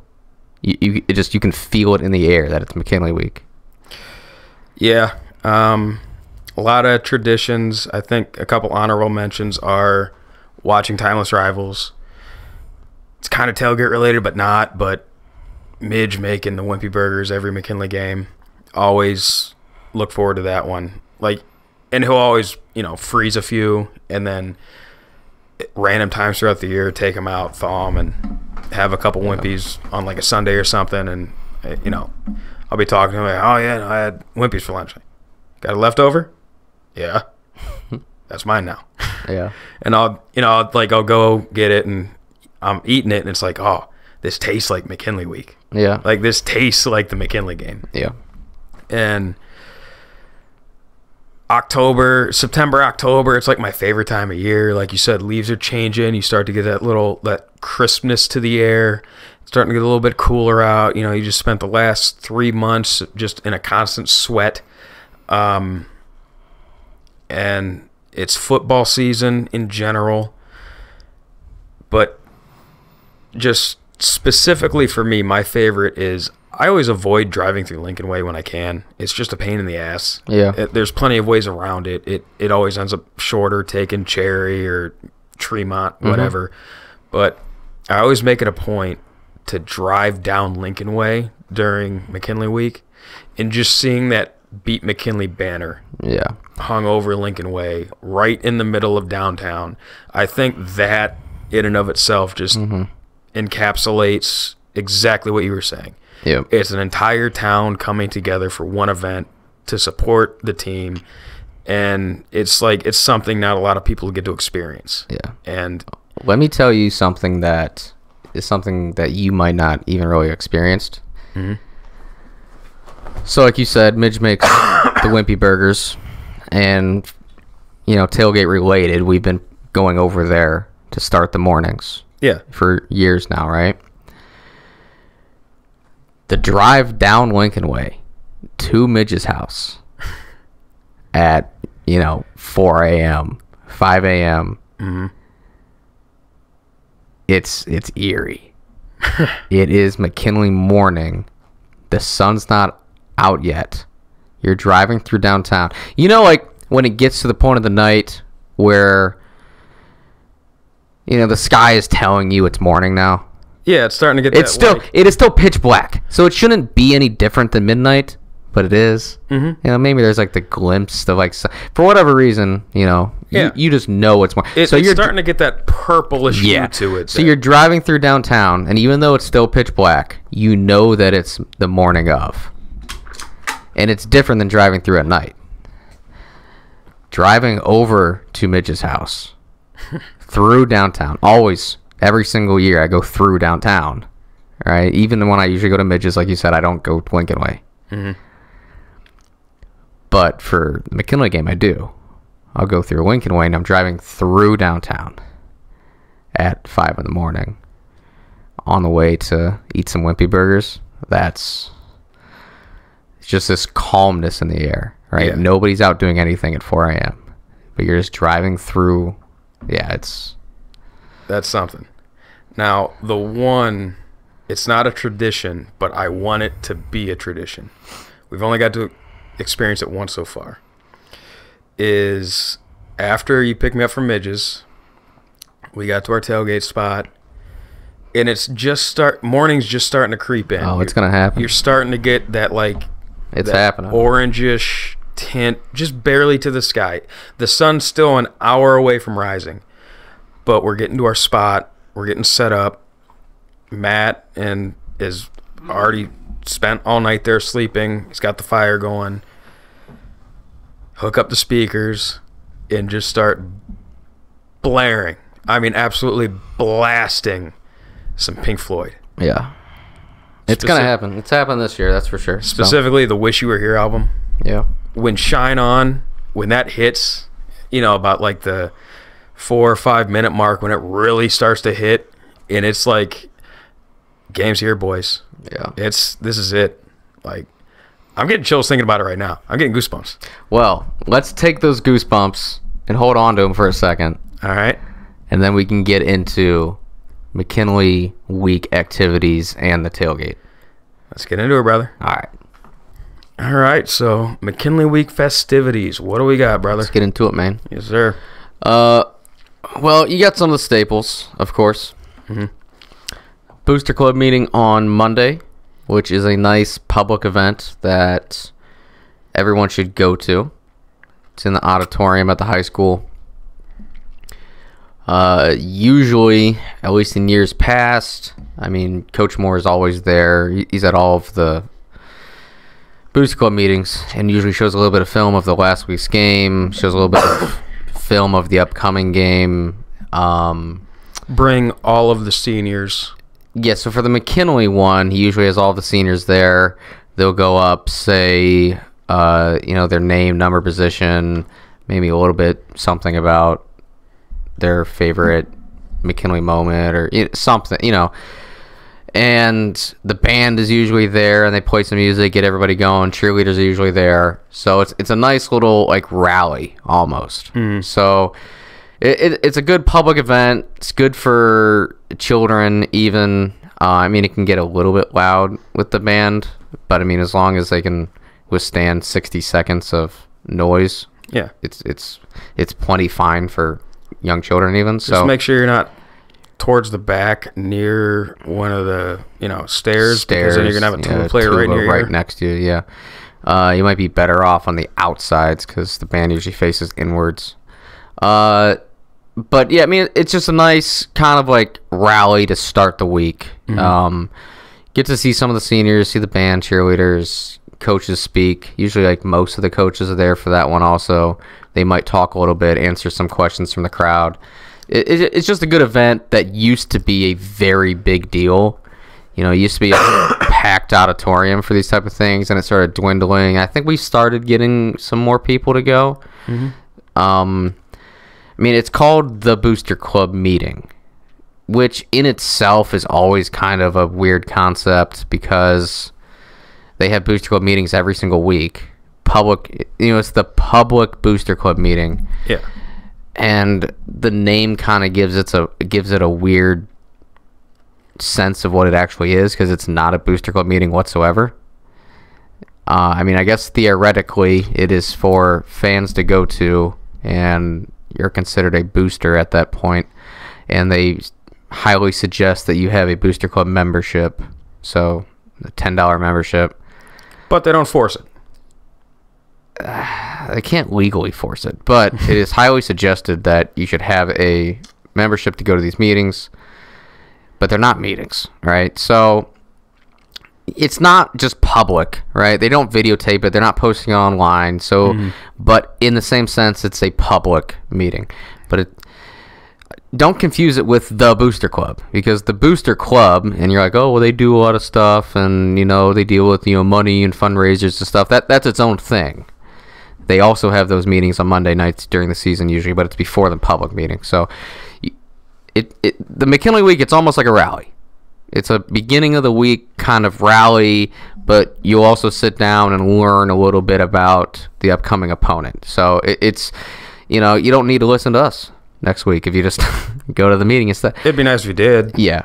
So it's a good event that everyone should go to. They're at 7 o'clock, I believe. I don't think this week's any different.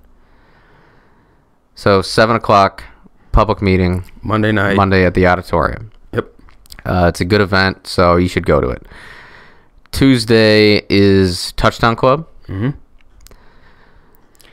As well, on Tuesdays, I just want to get this quick plug in, the 28th annual Massillon McKinley Blood Battle. Oh, yeah. Which we've been sweeping the floor with. Mm-hmm. If you want to donate blood, in general, it's a good thing to do. But especially with this, you get that little extra added. Mm-hmm. It's a competition between Massillon versus Canton. Yes. So if you want to donate blood, the drives are going on at the high school, 7:30 a.m. to 1:30 p.m., and at the Canton Donor Center, 9 a.m. to 6 p.m. That's at 4119 Tuscarora Street West, Canton, 44708. Not many good reasons to go east of Kmart, but that is one of them. Yes, I mean, we usually win that battle. It's always nice to win these little side bets against Canton. So, let's win the blood battle. Let's win the game. And I'm glad you brought this up because the other aspect of this is the food drive. Mm-hmm. So, every single year they collect canned goods. I think it goes to Stark County Hunger Task. Stark County Hunger Task. Yeah, that's something right. like that. So they're collecting canned goods. And, we don't really need to explain it. They've been doing this every single year for a long time, just like the blood battle. So you can donate your canned goods. You can bring them to the Booster Club meeting on Monday. They have collection boxes at the high school. They do not have them at the middle school or the elementary schools this year. Apparently there was some kind of weird gray area about being allowed to do that or something. So you can donate canned goods at the high school. You can contact somebody in the Booster Club if you have canned goods and you want to know where to deliver them. You can contact us and we can answer it for you or point you in the right direction if you have questions about this kind of thing. Donate canned goods. It all comes down to weight. That's how they measure. It's not by so that's how they do it. It's not by amount of cans. It's by weight. So they weigh how many goods were donated. And what's nice is the last couple of years they've added the aspect of you could donate money. Mm-hmm. And what I like about it is if you have some canned goods laying around that you're not going to use or you want to donate, that's great. But money goes a lot further than actual canned goods do. So I think it is $1 in cash equals 7 pounds of food. Damn. So you could go donate a couple cans of corn. Can of corn. Or you could donate $1. And I think the dollar still outweighs multiple cans. So don't go to the store and buy canned goods. It is more efficient to just give your money, donate the money. So I know Booster Club has posted something online. You can check their social media. You can probably check the website. Yeah, I'm sure. There should be something on there. Probably get you in the right direction. We'll blast out the link to get information on there. If you have any questions, just ask us. But the Booster Club posted links where you can go on and you can donate money just from sitting at home. So you can do it that way. But yeah, it's everything goes to a good cause, of course, and at the end of the day, we want to win. So it's a nice, symbiotic relationship here, and it's amazing what kind of a reaction you get in between quarters when they come out and announce who won something, because it's oh, Massillon donated more cans than McKinley did, and the crowd just erupts. Yeah, we're better than you. But it's awesome, right? You don't want to lose. You don't want to lose to Canton in anything. Yeah. So it's important to go out there and do these other things as well. That's why they have them. They have them because they know they can get people to do it. It's a great fundraiser. It's a great benefit to society. But do it for those reasons, but also do it because you want Massillon to beat McKinley. Yeah, hey, charity. It's great. It's good. Beating McKinley's better. No two ways about that one. Yeah, I also heard that there were some kind of, I don't know the details, but I think there's some person or organization that is matching the donations for canned goods. Okay. At the school, I think. So for every, can or dollar that gets donated to the school, I think there's a person or organization that's matching it. So it ends up being double beneficial for everyone. But I think it's only for the ones at the school, not online, or I'm not sure. But I don't know. I remember when would have been my, I guess, freshman year in high school, when I was in Coach Palma's class, in his history class. He had a deal for, if you brought in cans, you got like an extra percentage point on your grade or something like that. And I remember our class alone, I'm not saying like all of Coach Palma's classes, I'm saying one class, because I think it was set up for like it was like a competition every, let's say, third mod was the one. That's where they set the, because whichever class collected the most cans, like, won a pizza party or something, right? Yeah. And then Palma also decided to like offer some kind of incentive. And I remember, so just for that one class, say 20 kids, 25 kids, we had like 300, 400 cans. Damn. And we were taking them all down at the end of the week to the office, like in big old printer paper boxes. And they're like, oh, that's really kind of you guys. Like, this probably puts you in first place. Like, no, this is like two boxes. We have like 35 more. They're like, what? I was like, yeah.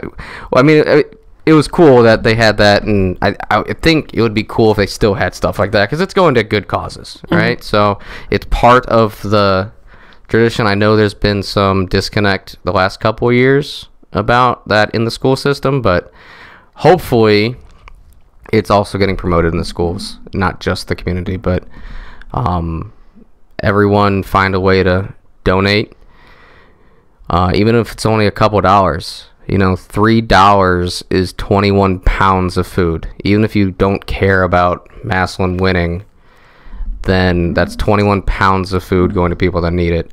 Even if you don't care about people receiving food, that's 21 pounds of food that's helping Massillon beat McKinley. So, damn right. Find ways to help out Blood Drive and the food battle. Yeah. And on Tuesday is Touchdown Club. Yes. Sorry for interrupting you. Go on with that. It's at the Eagle. The thing about this one is, though, I don't think it's just straight up open to the public. You're able to sign up for these things at the beginning of the year.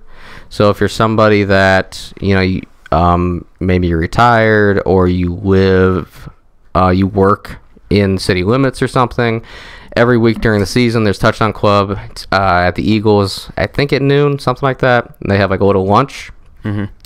And they usually have a couple players there, a coach, and they talk, and it's a little bit more intimate setting. The McKinley one, I think they have pretty much all the seniors, or maybe all of the captains. It's big, just like everything else. The McKinley Touchdown Club is bigger than the regular Touchdown Clubs. If you have questions about that, reach out to a Booster Club member, reach out to us, see if we can get information for you, because they might have the ability to have more people come. So, not 100% sure. Don't just show up.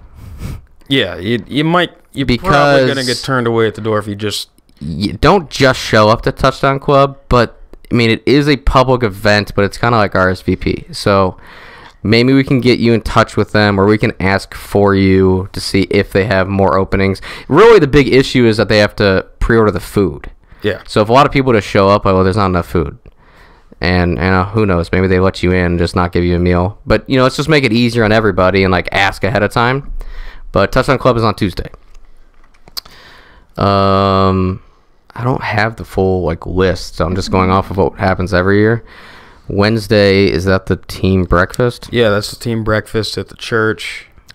Also not a public event. No, but it is cool for both teams go to a church, usually halfway between, and have breakfast together. There's usually a guest speaker. I remember they had WWE guy, the $1 Million Man. He was there, I think, my junior year. Oh, that'd be my senior year, and I don't remember that, but that doesn't mean it didn't happen. Yeah. It just means you got hit in the head too many times. I remember sitting down at my table and watching that McKinley team walk in and just, like, in awe of how big some of their players were, because we didn't have any of those guys. We didn't have anybody that big. Well, that's how it goes some years. Yeah, so just cool. Like you said, it's an intimate setting. The teams, we don't sit together. You don't sit together, but you're both in the same room. Thursday, what's Thursday? Anything?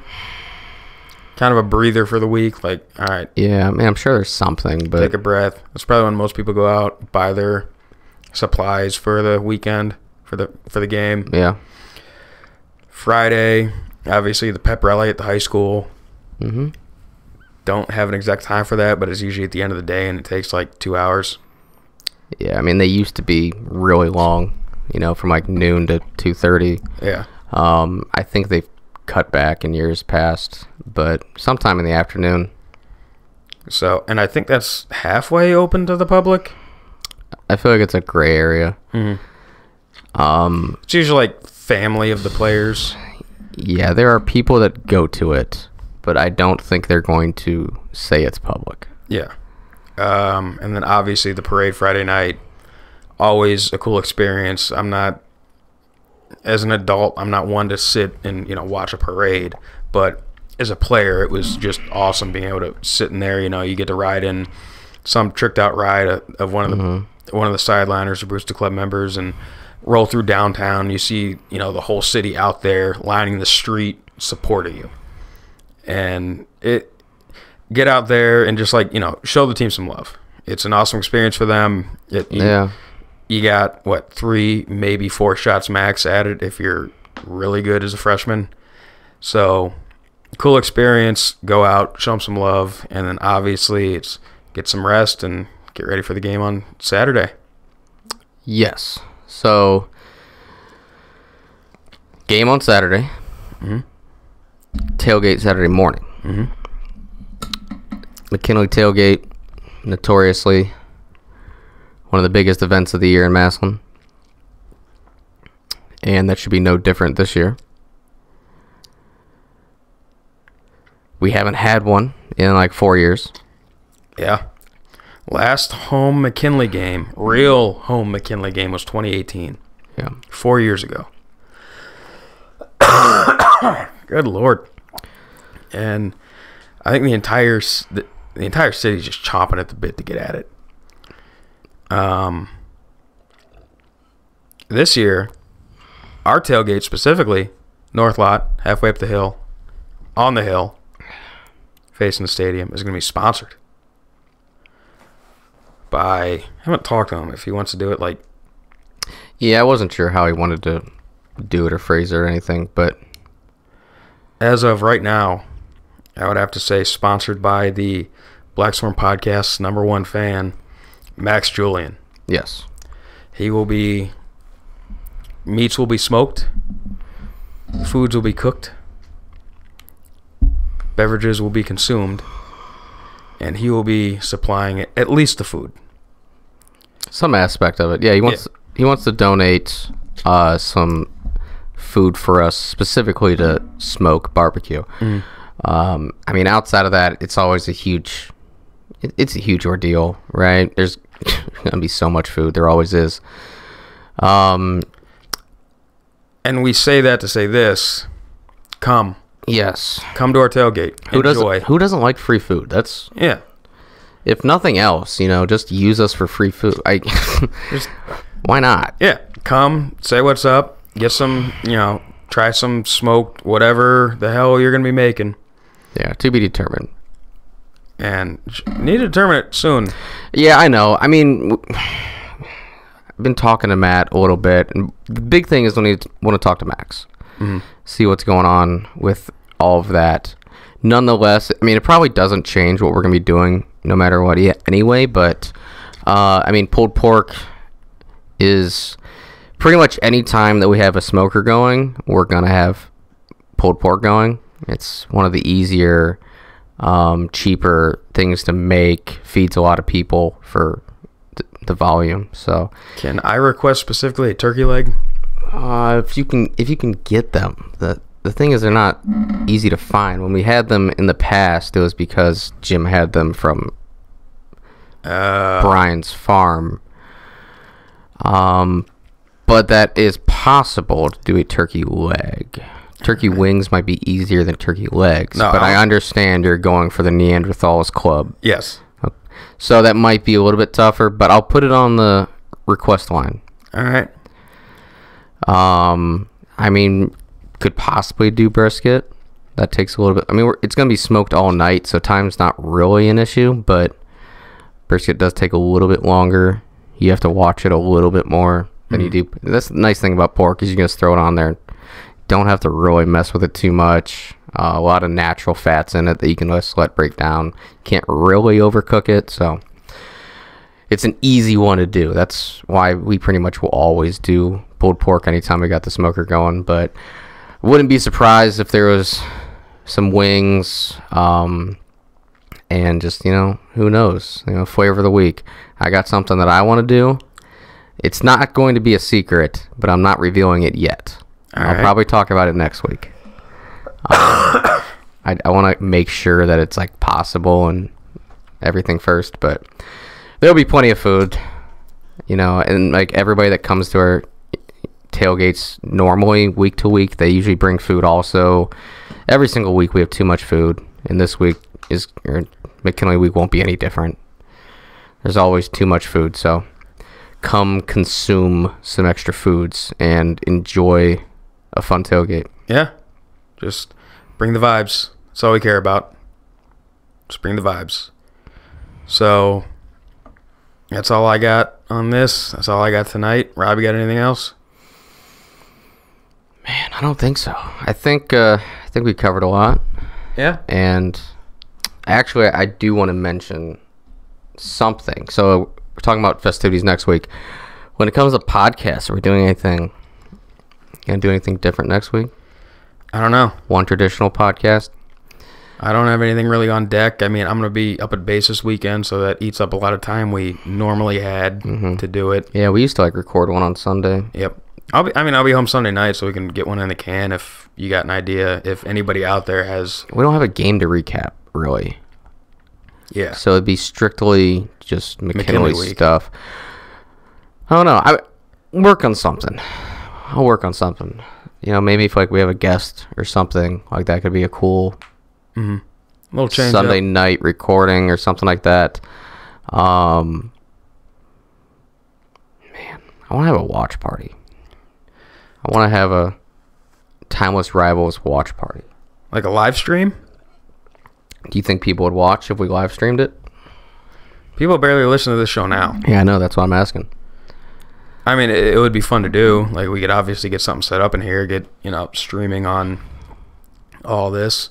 Yeah. Have it live on... I mean, we already have everything to do it. Yeah. So, let us know, if that's something you would want to be interested in, just watching Timeless Rivals with us. We can figure out where we're going to stream that at, be it, Facebook, probably Twitter, YouTube. Probably YouTube. YouTube would be easiest. Probably YouTube, and it has an easy go live button on there. Not something I've ever played with before. Neither have I, but I saw it, and I'm sure you can figure it out. Yeah, easy enough. So, if that's something, you guys would want to do, Timeless Rivals, Go Tigers, a rewatch of, there's a couple games up on YouTube that the Booster Club has posted on their Facebook. There's a couple others you can go find. I have the 1974 Massillon McKinley game on DVD. I'm sure we can get that rolling somehow. So, yeah, let us know if we want to change it up a little bit. Like, at this point, we're just doing this because it's fun. So, if there's something that you think's fun, if there's something you want, let us know, and we'll try and get the ball rolling on that. Yeah. Kind of like the idea of doing this live stream. I think we could do it. Or we could even maybe try to find a guest that's somewhat connected to it. Yeah. And have them watch it with us also or something, but... I don't know. I mean, it was Midge's senior year.